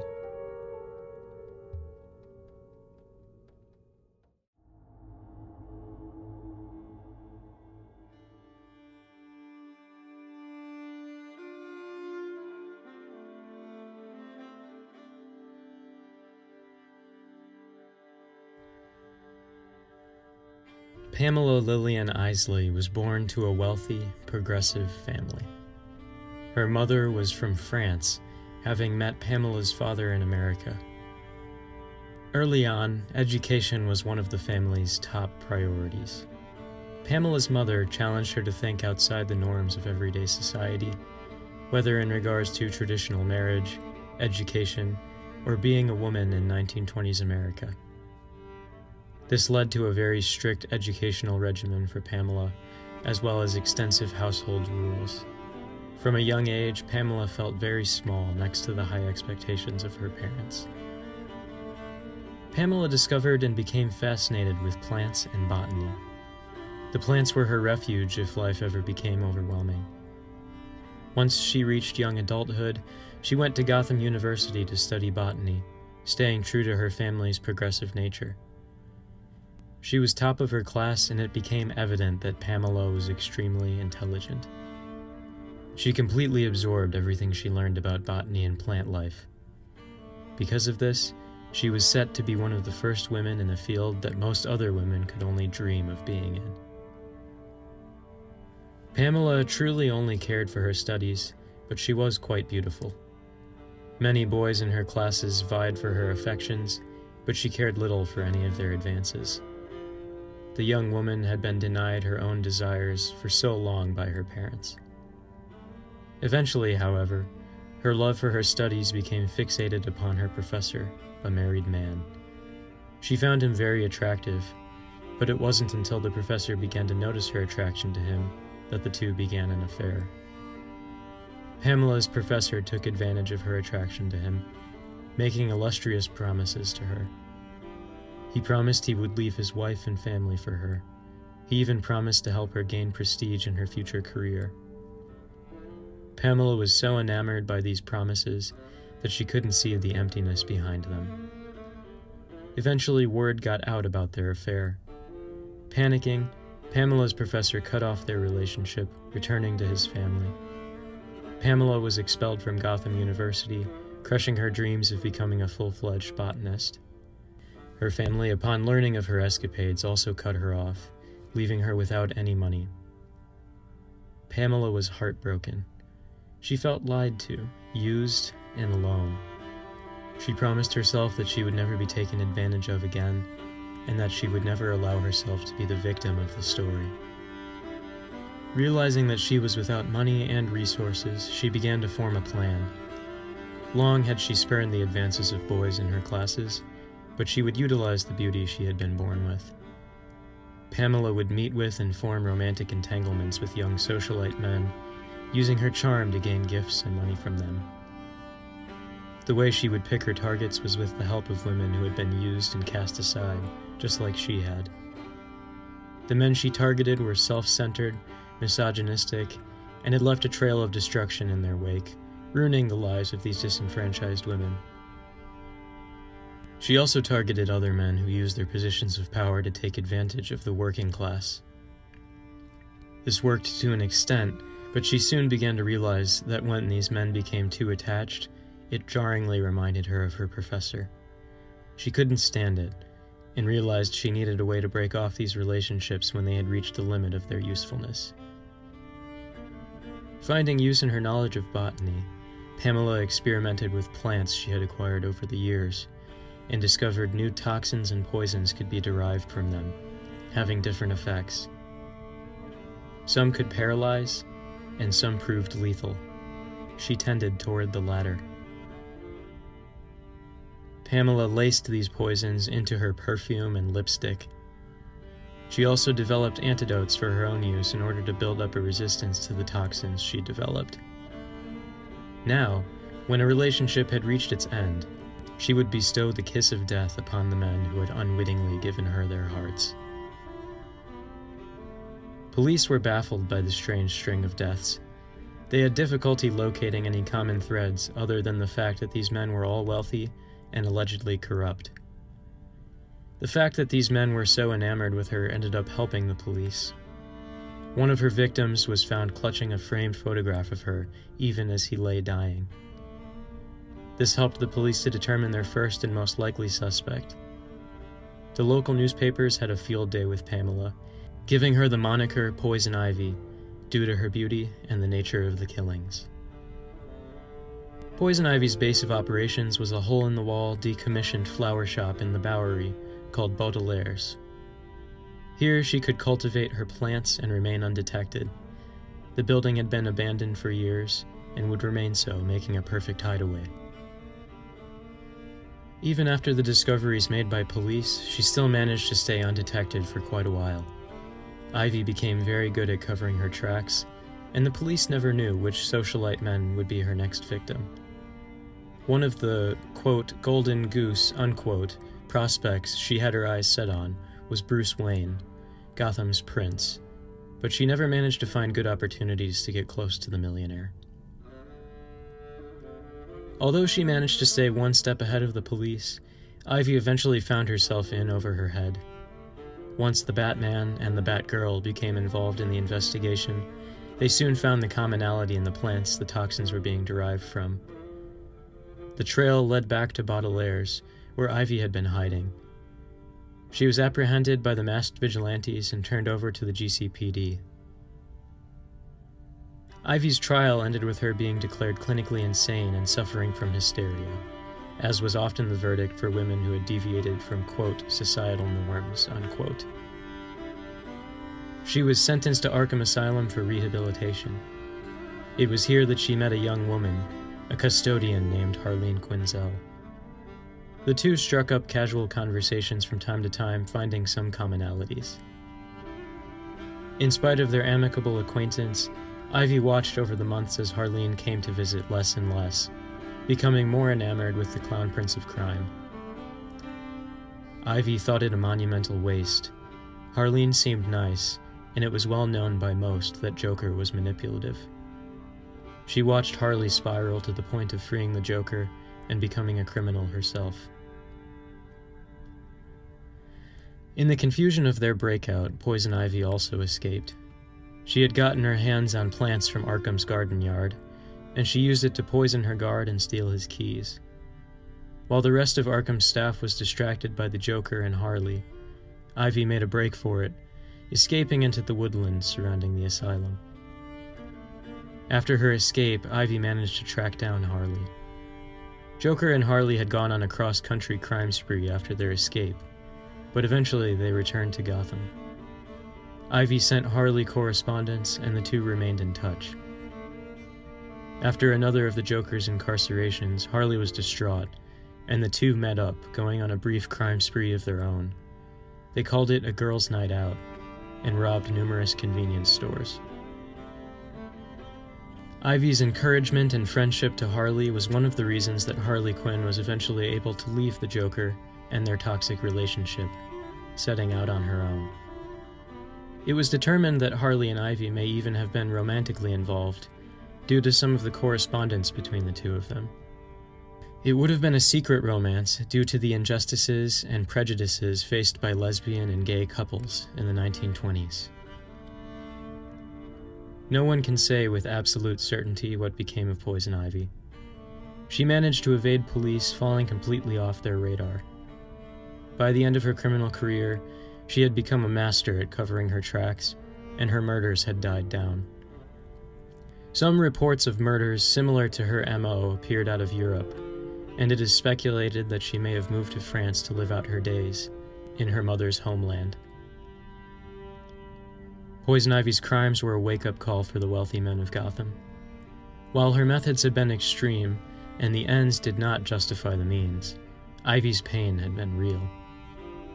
The emotional manipulation perpetrated by her professor had been unjust, and represented ideals among Gotham's socialite circles that were corrupt, sexist, and demeaning. Whatever became of her, Poison Ivy became somewhat of an urban legend after her disappearance. Even now in Gotham, children tell tales of the Witch of the Bowery and warn each other not to venture out at night. Still others see her as a hero, having struck back at those abusing their power against women and the working class. Poison Ivy will long be remembered in the annals of Gotham's history as a highly controversial, even mythological figure.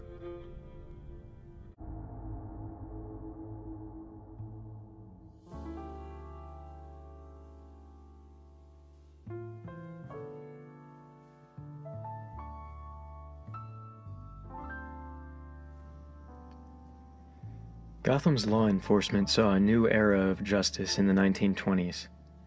When J. Edgar Hoover became the leader of the Bureau of Investigation, or as it would later be known, the FBI, he began to wage war on the American criminal underworld.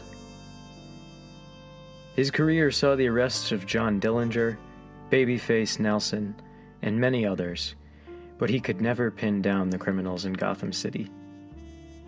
His obsession with Gotham and the Batman put a lot of pressure on Gotham City Police Department.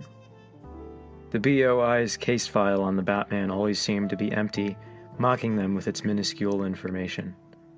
Many in the organization believed the vigilante had government backing of some kind, but nothing was ever proven. Gotham was unique. Many of its criminals achieved celebrity status among Gotham's citizens.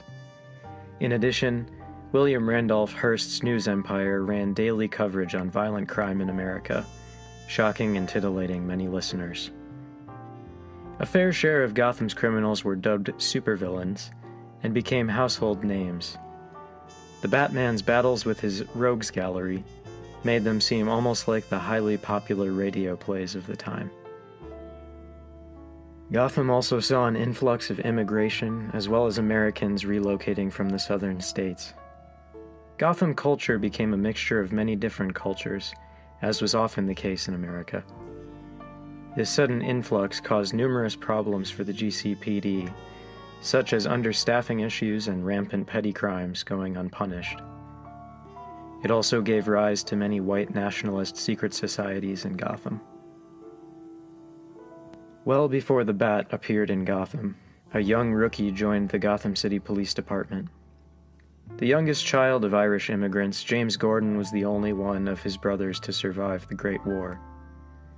While he was not the only veteran to return home from those horrors, He was one of the few who felt he still had more fight in him upon his return. James found a desire to serve and protect his city, and saw the corruption seeded throughout it. He quickly earned a reputation among his fellow officers as a fair but tough cop. Many small-time crooks had bruises to show for their attempted bribery of Officer Gordon. He also had little tolerance for racism and bigotry, his parents having been immigrants themselves. Jim may have been one of only a few good men working for the city, but one good man would be enough for the Batman. During those early days of Gordon's career, the city was ravaged by gang wars between the Falcone, Thorn, and Penguin gangs. Carmine Falcone had started a gang with his brothers, modeled after the Sicilian mob in Chicago and New York. The Falcone crime family held most of the power in the early days of Gotham's underworld, until Carmine's death in 1924 during the Gotham gang wars. The rest of the Falcone family was either arrested by the GCPD or fled Gotham altogether. Rupert Thorne was the corrupt city treasurer for Gotham, and had his hands in every facet of the criminal underworld. His political career was simply a means to an end for him, and he considered himself untouchable. Thorne had links to organized crime and Gotham's elite families, as well as some of Gotham's white nationalist secret societies. One of the Batman's first goals upon his appearance in Gotham was to topple Thorne's political standing. He accomplished this through lobbying efforts via Wayne Enterprises, and destroying his underworld protection as the Dark Knight. After this, Thorne became a fully fledged gangster, running his own small operation. He was eventually arrested, realizing he was in over his head during the gang wars. The disgraced politician and mobster eventually turned himself in to the Batman and the GCPD. The Penguin was a constant pain to the GCPD. He had an alibi for every accusation and the money to hire lawyers for every case. Cobblepot was new blood in Gotham's gang scene, and the victor in the Gotham gang wars. His readiness to adapt to the change present in Gotham was what solidified his standing there. In 1925, after many years of service, Commissioner O'Hara, the police commissioner at the time, decided to step down. O'Hara was not a corrupt man, nor was he ill-intentioned, but he was not young. He no longer had the enthusiasm or stamina needed for the job. He saw those qualities that he lacked in one of his younger captains, James Gordon. His last decision as acting commissioner was to promote Captain Gordon to commissioner of GCPD. This sparked the beginning of a new era in the GCPD. Gordon was the Batman's inside man, and the two reached an agreement. The Bat would clean the streets of Gotham, and the GCPD would make sure they stayed that way. Not long after this agreement was reached, however, Jim almost quit because of the paralysis inflicted on his daughter by the Joker. Barbara convinced her father to stay in active duty for the sake of the city, as he was so close to bringing actual change to it. Soon after, the infamous bat signal was erected on the roof of the GCPD headquarters. It was a way for the police to contact the Batman, and a reminder to the criminal element that the Bat was watching. Jim Gordon also had decent support within his police force in detectives Harvey Bullock and Renee Montoya. Harvey started off as a loud, mean, and lazy detective. He also was known to visit the occasional speakeasy or plant evidence to aid the GCPD in arrests. Bullock was often at odds with the commissioner due to his support of the Bat and other costumed vigilantes, but he respected Gordon more than anyone else on the force. He was also dependable and got the job done, no matter what. Renee Montoya was very different from Bullock. She was the first woman detective in the history of the GCPD, so the pressure was already on, but on top of that, her Hispanic heritage brought another level of discrimination from her colleagues. We now know that Detective Montoya was also a lesbian, which she would have kept secret to avoid further scrutiny. She would have felt pressured from every side to give up her badge, but her courage and resilience kept her there. When Montoya was partnered with Bullock by Commissioner Gordon, Harvey was furious. Jim had little patience for Harvey's casual racism, which is why he paired the two, although unfairly to Montoya. Detective Bullock's mentality changed drastically during his time with her. For the little patience Harvey had for Renee, she had even less for him. Every bit of pushback he gave her was met by equal force. She challenged him on his corrupt and racist tendencies whenever she got the chance. The two of them eventually gained respect for each other, and Harvey changed. They had each other's backs, and the two of them were an unstoppable team. As the relationship between the GCPD and the Batman grew, so did something else in the shadows. Roman Sionis was born to one of the newer, wealthy families in the Gotham scene. The Sionis family gained their fortune from cosmetics and their chain of drugstores. Roman's father, Charles, was the figurehead for the company. Roman grew up in the same social circles as Bruce Wayne, but Roman always resented Bruce and the seemingly perfect family dynamics of the Waynes. Roman's parents discouraged emotion and love, choosing their fortune and social status over them. Charles Sionis had a grudge with the Waynes as well. They had refused to join the FFS, an organization joined by Charles with ugly roots. In Gotham's early years, some of the city's elite families banded together, forming the False Face Society, a white nationalist organization with connection to the KKK. They were not the only one of these groups, but they were one of the most prominent ones. The members of the FFS wore masks not only to conceal their true identities, but also to represent their true selves.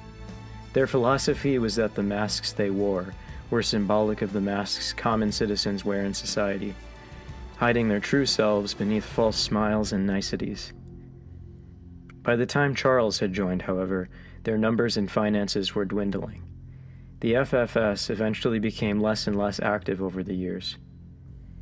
After Charles Sionis' passing, Roman took on the family business, but soon found himself in over his head. He knew little of business and of prudence, and squandered the family fortune, simultaneously running Sionis Cosmetics into the ground. With little left to his name, he turned to the group that had welcomed his father with open arms. The False Face Society welcomed him too, and his youth and ambition eventually brought him to the top of the chain of leadership. By 1925, white nationalist organizations were growing around the country. Roman saw groups like the KKK gain 6 million new members with their second wave, as well as splinter groups form, such as the Black Legion. He saw an opportunity to wield real power for once by manipulating the fear, paranoia, and bigotry of his followers in the FFS. He claimed that the Jewish and black population in Gotham would overtake white citizens and try to take control of the country. Donning a new mask, one that resembled a skull, he took the name Black Mask, feared leader of the False Face Society. Black Mask's followers began numerous strikes against Jewish and black citizens. Wayne Enterprises was also attacked. Black Mask specifically targeted Wayne Enterprises because of the fact that Lucius Fox, a black man, secretly ran the company. It was a secret because of the racial tension in America at the time, although it eventually became public after these events. The Wayne family would have been considered progressive by the standards of their day for hiring Lucius, although his importance was still kept hidden from the public eye. Bruce Wayne left the day-to-day leadership of the company to Lucius because of his sharp mind and business skills. Black Mask's campaign against Mr. Fox ended up being his own downfall, as it allowed the GCPD and the Batman to lay a trap for the deplorable criminal leader. Over time, and after losing numerous members due to arrests, shootouts, and other various circumstances, the False Face Society's resources again began to dwindle. Black Mask, becoming desperate, planned and attempted to execute a bald-faced raid on Wayne Enterprises to attack Lucius Fox. All that awaited him and his followers was the Batman and the GCPD. After a scuffle, most of the remainder of the FFS had been arrested. Black Mask managed to make it inside the building, where he pulled a gun on the Batman, which put them at a stalemate. In spite of this, Black Mask failed to notice Lucius sneaking up behind him wielding a typewriter. Mr. Fox crept just close enough to hit Black Mask over the back of the head, incapacitating him. Even though the immediate threat was gone, Black Mask's last words before being locked away in Blackgate were quite ominous. "You think this is over? You think we were bad? You have no idea. You have no idea."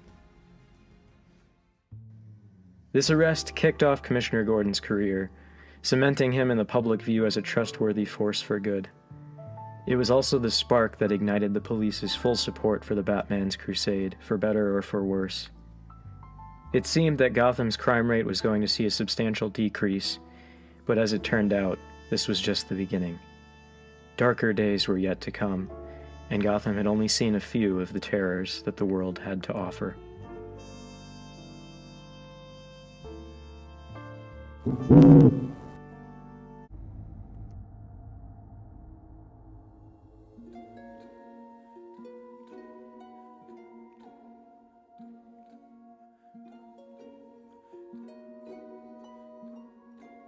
Gotham's criminals came in a wide range of classes in the 1920s. At the top, there were mobsters with their large houses, fancy cars, and fine suits. At the bottom, you would find someone like Jervis Tetch. No one quite knows what Jervis's childhood was like, though some speculate that he had always lived on the streets. Where most people would struggle with the difficulties it brought, Jervis thrived. Life on the streets of Gotham was survival of the fittest. You either took what you want, or it would be taken from you. And Jervis was quite good at taking what he wanted. While he did not have a large house, he would find abandoned buildings and turn them into his own personal, albeit dirty, mansion. While he did not have nice clothes, he found tattered suits and other fineries, dressing as best he could. He could almost always be found wearing a pinstripe suit and a top hat. His impish appearance, combined with his choice of wardrobe, earned him the nickname, the Mad Hatter, after the character in the book by Lewis Carroll. Tetch took a liking to it and eventually modeled his way of life after it. With time, his desire to take what he wanted grew. He was now middle-aged, and an idea began to formulate in his mind. There was no shortage of homeless and orphaned children on the streets of Gotham, and he could take advantage of that. Finding young boys and girls, he would offer them gifts. He would start off giving them candy, earning their trust and confidence, then move on to other things like illegal liquor and cigarettes. What he was doing was subtly brainwashing them to be dependent on him. Eventually, they would crave the liquor or cigarettes and return to him for more. After they had become dependent on him, Tetch would enlist them into his child exploitation ring. Even this was modeled after Alice in Wonderland. He called the boys in his ring rabbits and the girls Alices. All were expected to scavenge and pickpocket whomever they could. The girls would even be expected to sell themselves. If they did not bring back a certain amount, they would be punished. It was a truly horrendous operation, but the Mad Hatter kept it all below the radar of the GCPD. The cruelties heaped upon these disenfranchised children continued unabated. The first children to be enlisted in the Mad Hatter's ring were Dean and David Twyshore. The two boys were inseparable, and as they grew into adulthood, they became the Hatter's top enforcers. They had never been good at pickpocketing or stealing, but they were brutish enough to serve as muscle. The children under Mad Hatter's influence would call them Tweedledum and Tweedledee. By all accounts, they hated those nicknames, and anyone caught using them was given a severe beating. In spite of this, the nicknames stuck. In 1926, the tables turned on the Mad Hatter. The best boy thief within Jervis's ring, desperate to meet his daily quota of stolen goods, tried to break into the Batmobile. Jason Todd had watched the Batman leave the car parked in an alleyway, and decided to take a chance. While attempting this, the Batman returned and confronted the boy. Instead of reprimanding the boy and apprehending him, the Batman was taken by Jason's fearlessness. He took the boy in, learning about the Mad Hatter's exploitation ring. Just like that, all of Jervis Tetch's work to stay under the radar was rendered useless. Since Dick Grayson had left the mantle of Robin behind, Bruce gave it to Jason. Jason Todd became the second Boy Wonder, and together he and the Batman confronted the Mad Hatter and took down his operation. Together they freed the young boys and girls enslaved and dependent on him. In the ensuing fight between the Batman, Robin, and Tetch's adult henchmen, the Mad Hatter managed to escape along with Tweedledee and Tweedledum. The Gotham Gazette did a piece on Jervis Tetch and his child exploitation ring, drawing even more attention to the criminal ringleader. The Mad Hatter had to keep a low profile, as now the entire city was on lookout for him. His actions caused Gotham's citizens to be furious at him. Although his operation had fallen apart, Tetch still had the Twyshore twins and numerous other small-time rackets. In Tetch's mind, all he had to do was wait for the street urchins to come crawling back to him and his network of pickpockets would resume. Something else happened first. Dean and David Twyshore had already become disillusioned with the Mad Hatter. They'd begun to realize how they'd been manipulated and strung along by the criminal. The twins were tired of being his enforcers and wanted more. Tetch had already begun to lose his touch, aligning his mind more and more with the book character that was his namesake. The Twyshore brothers bided their time, and when Tetch was least aware, they struck. While they were willing to kill him, they couldn't find it in them to use their brute strength to murder him. In some twisted sense, this was still the man who had raised them. Instead, David and Dean took advantage of Tetch's daily tea time, slipping a large dose of rat poison into it. The Mad Hatter, oblivious to any treachery, fell right into their trap. Tetch never saw it coming, and as he slumped back in his armchair, his last words were, "I am under no obligation to make sense to you." Jervis Tetch's body was found in his latest abandoned building of a home. He was picked up by authorities and brought to Gotham Morgue. Tweedledee and Tweedledum stepped in to take on the Mad Hatter's rackets. They did not go as far as to re-enlist the orphaned and homeless children, but instead formed a pickpocketing ring of adult criminals. It proved to be a difficult task, and they soon found themselves struggling to fill the Mad Hatter's shoes. It was in late 1927 that Two-Face appeared on the crime scene in Gotham. The Twyshores joined up in Two-Face's gang, becoming enforcers for him. It helped their case that they were twins. Two-Face had an obsession with the number 2. The Mad Hatter, while merely a footnote in Gotham's criminal history, was one of the more deplorable. He took advantage of children to achieve his ends, and felt no remorse for it. Whether or not the Batman helped the situation is widely debated. He may have helped to bring an end to the Hatter's child exploitation ring, but the children still remained on the streets nonetheless. The one he did save, Jason Todd, ended up dying at the hands of the Joker in 1928. Jervis Tetch, whatever the case, still left his mark on Gotham. Even today, you will get dirty looks if you mention Alice in Wonderland to anyone from Gotham City.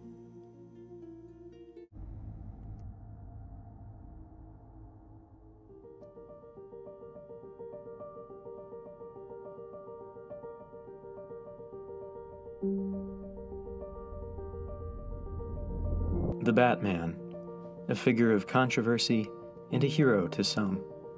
The man behind the mask, Bruce Wayne, was at the direct center of the masked vigilante phenomenon in Gotham City from 1919 to 1939. Being born into the wealthy Wayne family, Bruce was considered Gotham royalty.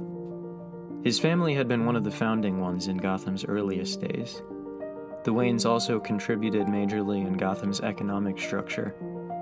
They owned the largest manufacturing company in the city and also employed thousands of its citizens. Bruce's parents, Thomas and Martha Wayne, were very loving and nurturing. Bruce had a happy childhood until one fateful night. While out at the theater, the Waynes were held up by a man with a gun. Whether it was by murderous intent or merely the mugger's inexperience, the gun went off.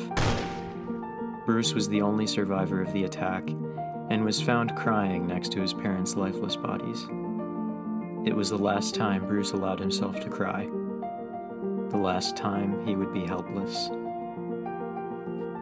Bruce fell under the care of the family butler, Alfred Pennyworth. Alfred was very loyal to the Waynes. Thomas and Martha wished him to be legal guardian to Bruce in the event of their deaths. An Englishman by birth, Alfred had served in His Majesty's Royal Forces from 1879 to 1881. He originally only intended to serve the Waynes for a short time. With time, he realized he enjoyed the role of being a gentleman's gentleman. Alfred's military background made him a perfect fit for the strict regiment of buttling. He became a trusted friend and confidant to the Wayne parents, and after their deaths, a consolation to Bruce. The teenage years of Bruce were a tumultuous time. Bruce convinced Alfred to train him in basic combat. The boy made the case that he needed something to cope with the death of his parents. Alfred reluctantly agreed to help him train, thinking Bruce might grow out of it. He was dead wrong. Instead, Bruce continued to train both mentally and physically. He wanted to be as formidable as he could in every sense of the word. Bruce called on teachers from all corners of the globe. He received training for many different martial arts and combat methods. Vacations abroad were spent delving into other cultures and learning of ancient and modern teachings alike. Bruce also investigated the circumstances of his parents' murders, convinced that some powerful person or group was behind it. Upon Bruce's 18th birthday, he gained access to his full inheritance, the Wayne family holdings, and majority ownership of Wayne Enterprises, Inc. He had the help of his late father's allies in the company, such as Lucius Fox. The Fox family were old friends with the Waynes, and Thomas made sure his friend Lucius got the same education that he did. While Thomas went into the medical field, he left the care of his money investments to Lucius. Lucius's friendship with Thomas extended to Bruce as well, and Bruce grew up knowing that he could trust and rely on Mr. Fox to support him. Upon reaching adulthood, Bruce was the face of Wayne Enterprises, but Lucius was the backbone. Lucius was later instrumental in helping Bruce fund and build his arsenal for the Batman's crusade. With the help of Mr. Fox and others, Bruce began to diversify the company's interests into developing fields such as communications, sciences, media, and transportation. Many naysayers called him naive, thinking he would run the company into the ground. Bruce proved them all wrong as Wayne Enterprises, Inc. became one of the biggest and most diversified companies in the entire world. It also saved the company during the stock market crash years later. Bruce's reasons for taking the company in different directions wasn't solely business strategy. Even then, he was laying the foundation, the infrastructure for his plans. Even then, he wanted to become Gotham's protector. He wanted to expand his training and take more steps in that direction, but he was limited by his celebrity status. Everywhere he went, Gotham citizens knew his face and his name. He was at a loss for how to deal with that dilemma, until the Great War broke out in 1914. He enlisted with his friend, Harvey Dent. Public opinion of the young Wayne was that he was throwing his life away to go play war hero. Bruce utilized this as well. In the very first battle he and Harvey fought in, Harvey was grievously injured, and Bruce disappeared, declared missing in action. Most presumed him dead or captured. Without his butler, his money, or his fame, Bruce finally felt free for the first time. He spent the next 2 years finishing his training and hiding. He would barter, work, or stow away across the globe, training with various groups and masters. During his early training in his teen years, his teachers had told him rumors of an especially mysterious group. Some were terrified of them, others considered them saviors. They were called the League of Assassins. The group was spoken of in ghost stories, but Bruce was convinced there was truth to the tales of the League of Assassins and their mysterious leader. He wanted to learn to inflict fear like the League did. After searching for them enough, they eventually found him. The details of his training with the League are lost to time. The only mention of that time is in the journals Bruce kept throughout his years of crime fighting. In 1919, Bruce made a return to Gotham. His years of training had resulted in numerous scars, and he used this to spin a story of being injured and held as a prisoner of war. The city he returned to was worse than when he had left it. Gotham's politicians and police force were full of corruption, greed, and criminality. Many of the shattered men returning to Gotham from the Great War were also evolving into something new, criminals of which Gotham had never seen the likes. It was at this time that the Batman appeared, seeming to take on crime, corruption, and oppression single-handedly. Many thought the masked vigilante merely an urban legend at first, and even the police tried to discredit the rumors of his existence, but eventually the evidence became indisputable. The Batman consumed much of Bruce's life, and it is still debated whether his presence in Gotham from 1919 to 1939 actually brought the crime rate down, or made it worse. He helped bring down mob bosses, monsters, and costumed criminals, but he also may have caused some of the threats he fought. We may never know if he was a force for good, but what we do know is this: Gotham would need the Batman for what was going to come next. The threat looming on the horizon was one deeply rooted in Gotham's infrastructure, its economy, its every facet. The Batman had recently fought in Gotham's battle for Chinatown, but this new danger dwarfed that one in comparison. This threat was one spoken of only in nursery rhymes.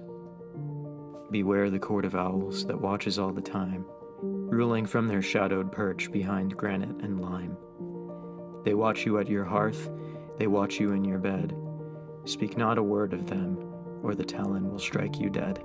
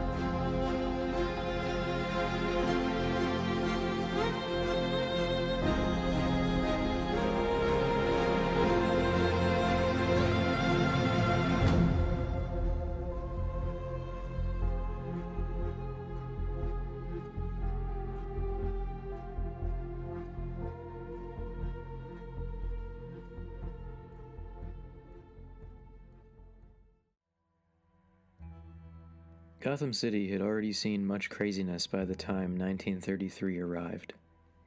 Masked vigilantes, mob bosses, costume criminals, and corrupt city officials had all contributed to the chaos, but no one suspected much.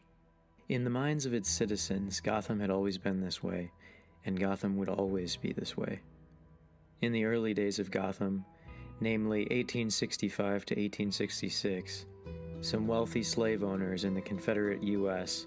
moved north with their wealth once it became obvious that the Confederate States would lose the Civil War. They spread far and wide throughout the United States. Some of these families settled in Gotham City to start their new life, but it did not take long for them to realize that they were still viewed negatively by many. This was mainly due to their white nationalist beliefs and tendencies. They did not want to change their ways, and they sought to find new avenues in which to continue living their deplorable lifestyle. They felt ostracized, and so they determined that they would band together. They formed the Owl Creek Country Club, exclusively for the wealthy elite who had come from the South. In a mixture of European tradition and New World ambitions, they chose the owl god Moloch as their symbol. They would perform ceremonies and rituals to the god. Owl Creek stayed very internalized for decades until their numbers began to dwindle. They then began reaching out to the established wealthy families in Gotham and across the United States. They didn't care about gender. Men and women were allowed membership alike, but they maintained their all-white policy. Membership was very demanding. Owl Creek expected its constituents to donate 15% of their wealth upon their deaths. Each member, upon their acceptance into the group, was given a white mask shaped like the face of a barn owl. Also among its constituents, they were known colloquially as the Court of Owls. They were very particular about their members. If one had proven to be irresponsible with their wealth or even just lean that direction, they were denied membership. They valued individuals who understood the difference between being rich or being wealthy. Rich people would spend frivolously with no thought of the future, only of satisfying their base desires, while wealthy people would save their money, keeping it in the family for generations. They valued longevity of wealth highly, and shunned anyone who would threaten that. Their reach was far and wide. While their base of operations was Gotham, they allegedly had other chapters throughout the U.S. An example of this would be the owl god Moloch found in the dollar bill as a result of the court's influence. One of the ways they lived this longevity of wealth out was by constantly seeking investments in a number of things. One such investment was in the new and quickly growing Nazi Party in Germany. Many other wealthy Americans also donated to them, such as Henry Ford, who may have been a member of the court. It is rumored that another chapter of the court helped fund the 1939 Nazi rally in Madison Square Garden years later. This rally combined Nazi propaganda with American patriotism in an effort to win people over to their philosophies and cause. Being before World War II, no one was aware of the horrors to come at the hands of the Nazis. The members of the Nazi Party that came to America were even treated as celebrities by some.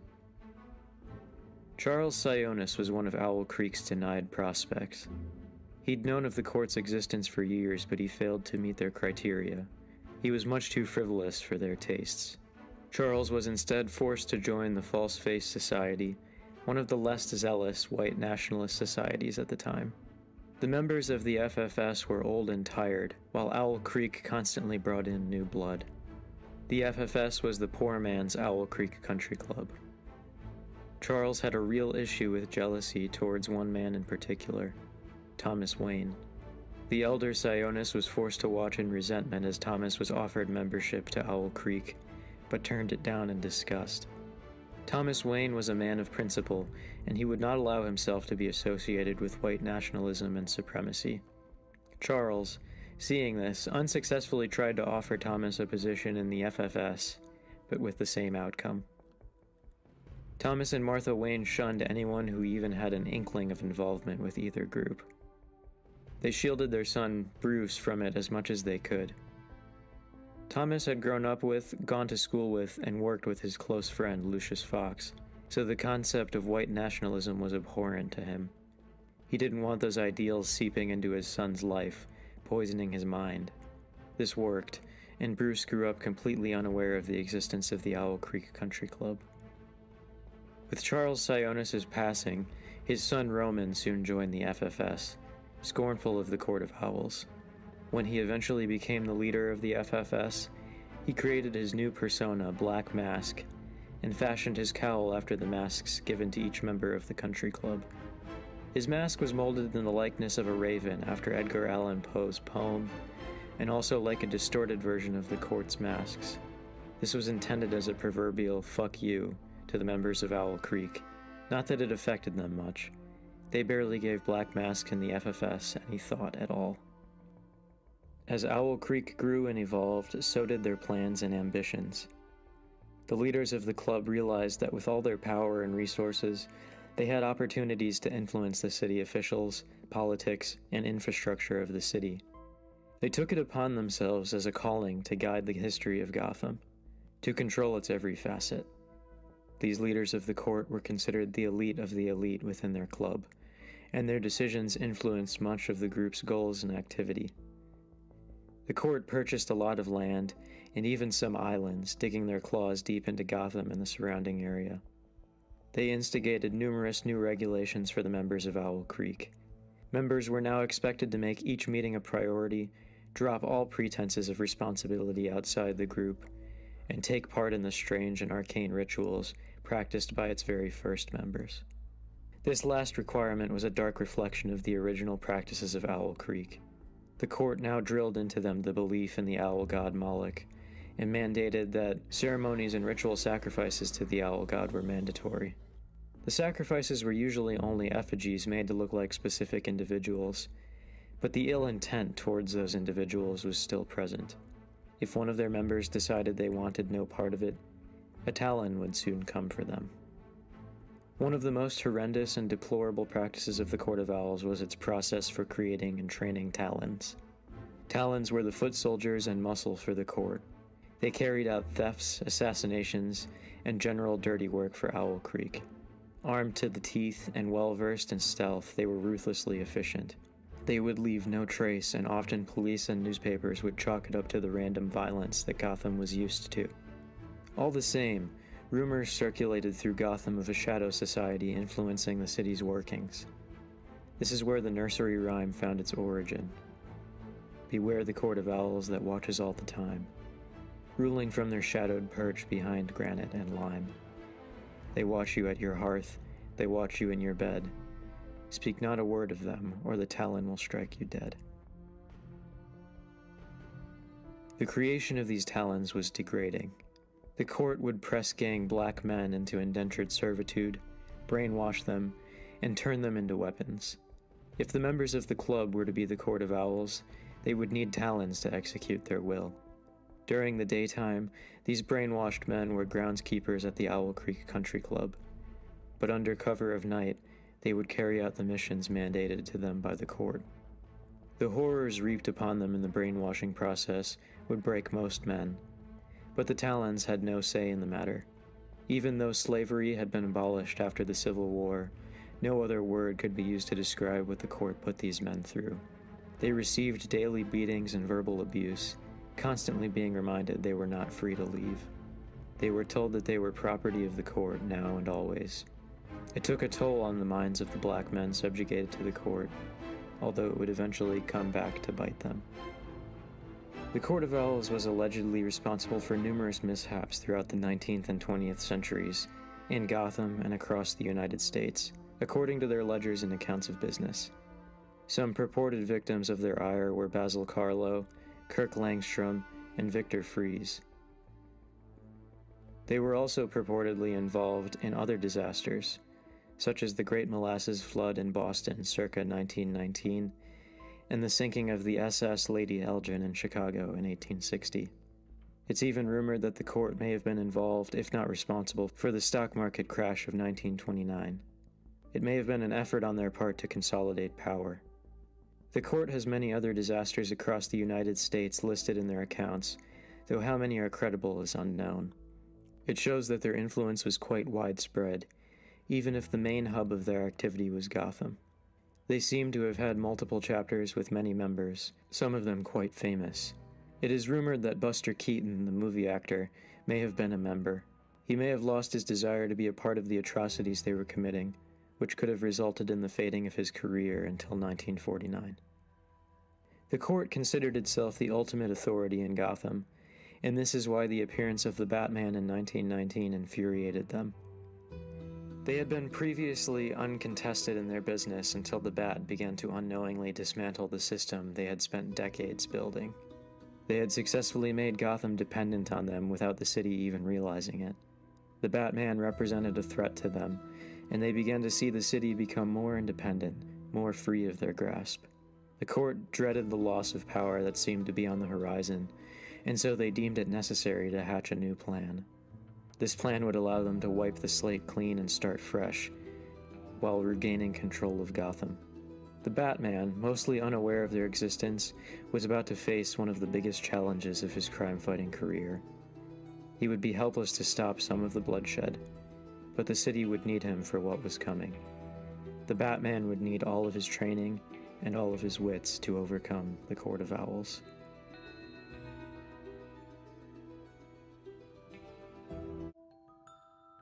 The Talon will strike you dead. Death was on the horizon. The Batman's meddling in the affairs of the Court of Owls was seen as a declaration of war by the court. It didn't matter that the Batman barely knew of their existence due to their secrecy. The court wanted blood, and when the court wanted blood, the Talons would see to it that they received it. The first telltale signs came about during the Gotham Urban Renewal Project in 1933, funded by Wayne Enterprises, Inc.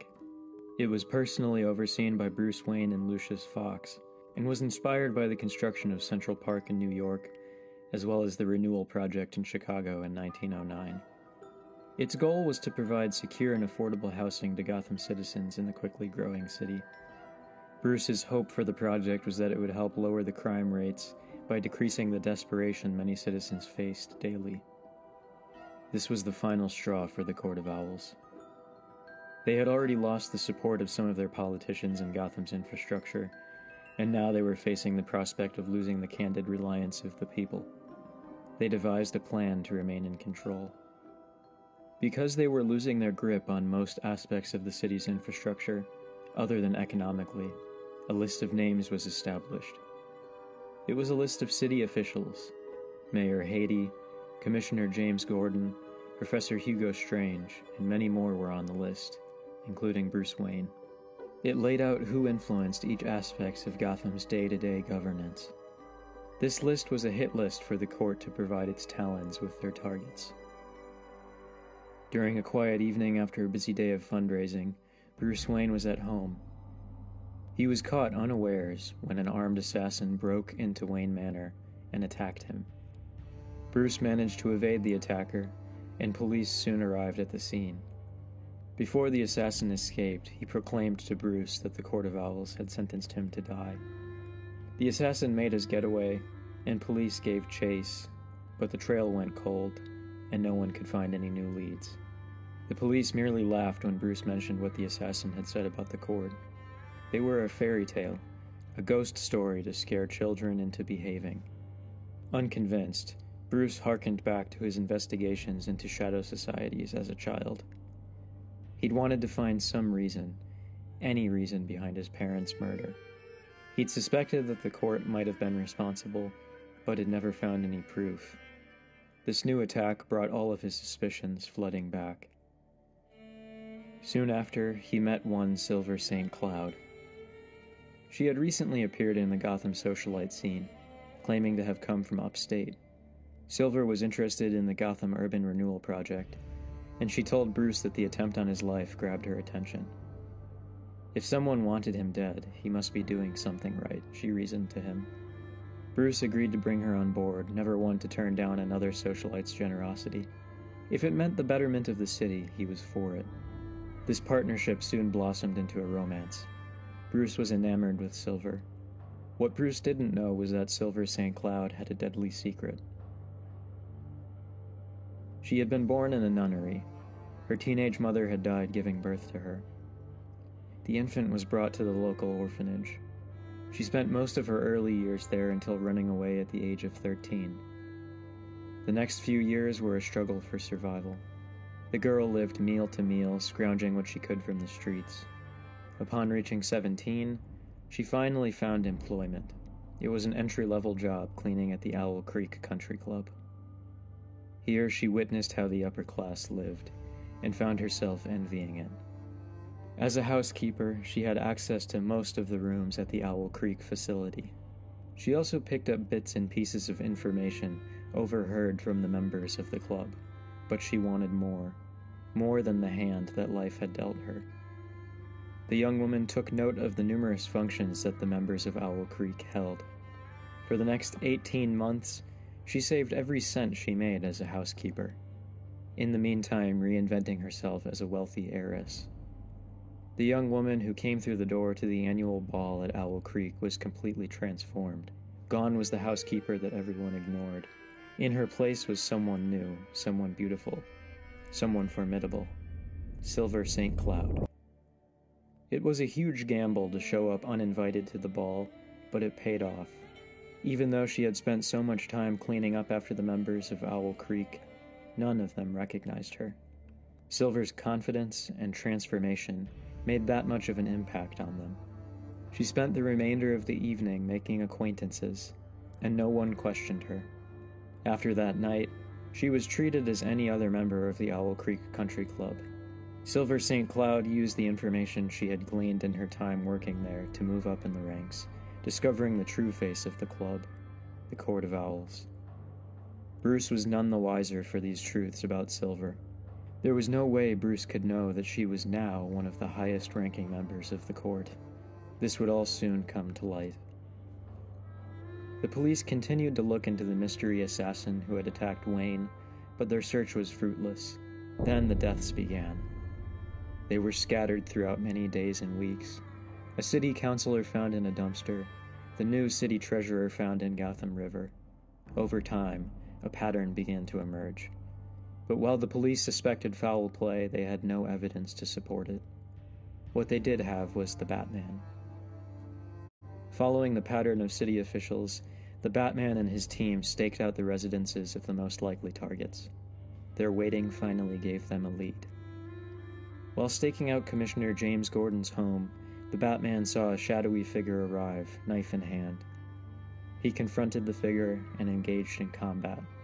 What he faced was a Talon, armed to the teeth and trained remarkably well. The Batman recognized this assassin as the same one who had attacked Bruce Wayne. He fought furiously, wanting to overpower the Talon and get some answers. The vigilante soon realized that they were evenly matched. The fight continued until the rest of the Bat team arrived on the scene. Together they overpowered and captured the Talon. They brought the Talon back to the Batcave, located beneath Wayne Manor, and soon discovered the truth behind the Talon. That he was a black man captured and reprogrammed by the Court of Owls. The Talon had been through a rigorous torment at the hands of the court, his identity wiped away. His name was Lincoln March, a man who had gone missing years ago. The Batman learned that there were numerous Talons, all at the disposal of the court, and he acquired a full list of names for elimination within Gotham City officials. The Batman was adamant about handling the court on his own. He assigned the rest of the Bat team to watch over and protect the other targets of the Talons. He then released the Talon they'd captured back into the city, intent on tailing the poor soul back to the source, Owl Creek Country Club. The Batman's rage burned furiously. He'd seen the injustices reaped by the court in the murders, the brainwashing of their Talons, and he would not stand for it. He would burn the court to the ground.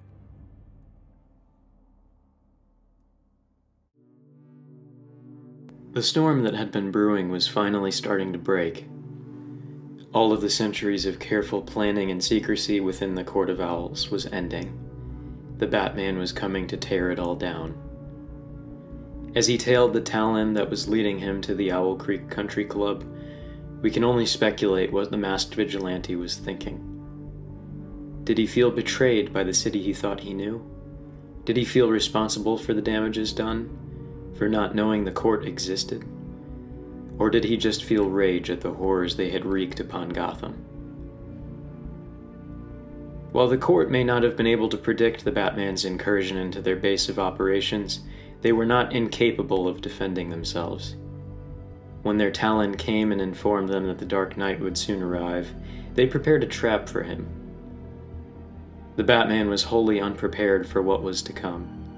When he stepped through the doors to Owl Creek, he was greeted by some of the court's members, all wearing their masks. The Batman attempted to attack them, but was intercepted by 2 Talons. The Batman fought valiantly, but more Talons began to arrive, and soon he was overwhelmed. As he was pinned, a member of the court approached him and injected him with mescaline, a hallucinogenic drug. Once it had taken effect, they released the Batman into the forest surrounding the country club. Under the effects of the drug he'd been induced with, the Batman saw many horrors, grotesque visions and waking nightmares. While he was dazed by the drug, the court prepared to initiate an event that hadn't occurred in decades. The Hunt of the Owl. It was a nearly forgotten tradition and a ritualistic devotion to the owl god Moloch. The origins of the ritual hunt are lost to time, though it is speculated that it was reserved only for their worst enemies. They thought it only fitting that the owls should hunt the bat. They sent out their talons to begin hounding the Batman, and they armed themselves with crossbows, swords, and an assortment of medieval weaponry. The members of the court were elated to be partaking in the long-absent tradition.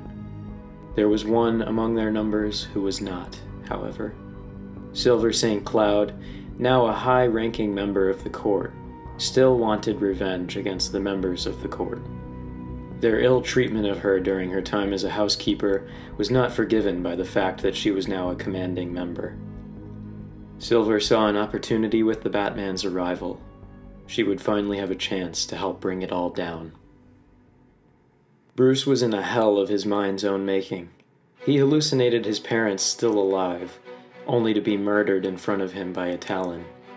He saw a mirror in which his reflection was a monstrous owl creature. In the midst of this, he was hunted down and attacked numerous times by some Talons, or shot at with arrows by the court. Some of the attacks found their mark. The Batman found himself unsure what was real and what was a figment of his imagination, although the pain of the wounds was very real. Silver St. Cloud accompanied the court with a Talon bodyguard, the man known as Lincoln March in his prior life. The court's brainwashing process included the integration of safe words into the poor men's minds, safeguards allowing for a strengthening or relinquishing of some conditioning. Unbeknownst to the rest of the court, Silver intended to use this for her own aims. The Batman, in spite of his wounds and his drug-addled mind, managed to fend off most of the attacks, but the court and Talons eventually cornered him. It seemed that the Dark Knight's career was about to meet its end, when Silver uttered the safeguard to Lincoln March, Willowwood. March's conditioning eased up enough that he regained some of his free will. It was at this moment that Lincoln March's hatred for the court exploded. Lincoln lashed out at Talons and members of the court alike, slashing and striking indiscriminately. The Batman was beginning to overcome the mescaline in his system, and seeing this, took advantage of the situation. He began fighting again with renewed vigor. In spite of this, the Talon and the Bat were still vastly outnumbered. Silver had only known the safe word for Lincoln, and she was not yet ready to reveal her treachery.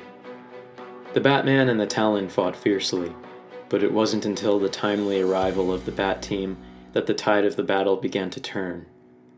Nightwing, Batgirl, and the GCPD arrived in force. The Bat Team had chosen to ignore Bruce's request to let him fight alone, and the battle was all over soon. With the drug finally wearing off, the Batman and his allies apprehended the remaining Talons and court members, although some members of the court managed to escape. Lincoln March and most of the Talons were brought into custody, but Silver St. Cloud and a handful of others were nowhere to be found. The Batman spent the following few weeks tracking down the remaining court members. He eventually got a lead that took him to Harbor House, a property on the Gotham lakefront. Upon arriving there, he found the remaining court members sitting around a table, dead. They had been poisoned, except for Silver St. Cloud, who was nowhere to be found. On the table was a letter with the message, "The court has been struck dead," and signed, Silver St. Cloud. Silver was never found, and presumably left Gotham altogether. The revelation that Silver had been a member of the court struck a blow to the Batman. Bruce's romantic entanglement with Silver had come to an abrupt end, as most of his relationships did. At Harbor House, numerous ledgers and records of the court's dealings were found. They went into great detail and revealed a shocking secret to the Batman. The Gotham chapter was not the only chapter of the court to exist in the United States. There were mentions of chapters in New York, Boston, Washington, D.C., Chicago, and many others. Gotham had been the Court of Owl's main base of operations, but the legacy of the court lived on in other organizations that sprang up throughout the centuries. The Bohemian Club, Skull and Bones, and more. These clubs were merely echoes of the court, but still held many similarities. They also publicly kept their noses clean and could not be touched. The Batman knew to pick his battles, and surmised that the court's presence in Gotham was eradicated. He gave all of his information to the police, who in turn gave it to the FBI. As long as the court stayed out of Gotham, he would leave the other chapters to the authorities. The Talons that had been apprehended were treated with gentle care. They could not be imprisoned in Blackgate as they were not responsible for their actions. They were moved to Arkham Asylum's high-security wing. The court's brainwashing had effectively sapped their free will. Numerous reprogramming words were discovered in the court's records, and used to begin the process of granting these men, whose lives had been stolen from them, some semblance of what their lives had been before. In spite of this, it took years to deprogram the men they could. The others weren't so lucky. Bruce Wayne personally oversaw the funding that went towards helping these men. The Gotham Gazette did an expose on the Owl Creek Country Club, bringing to light what had been in the dark for so long. It shocked Gotham to know what had transpired under their noses. It also shook the faith of its citizens in the Batman. If something so horrible could happen on the Batman's watch, then who would keep them safe? It was the first in a long line of events leading to eventual protests against masked vigilantes. The fall of the Court of Owls transpired in early 1934, and it signified the end of an era. The Batman's crusade had been against mob bosses, criminals with gimmicks, and individual rackets, but never something of this magnitude. It had been a wake-up call for the Bat that he had never really known Gotham. Even with all of his resources, allies, and equipment, he could never have prepared enough for the court. And for all his planning, he could not even begin to imagine what was next. It was almost as if the defeat of the court sparked the greater fire that was yet to come, and that greater fire would singe Gotham to its core.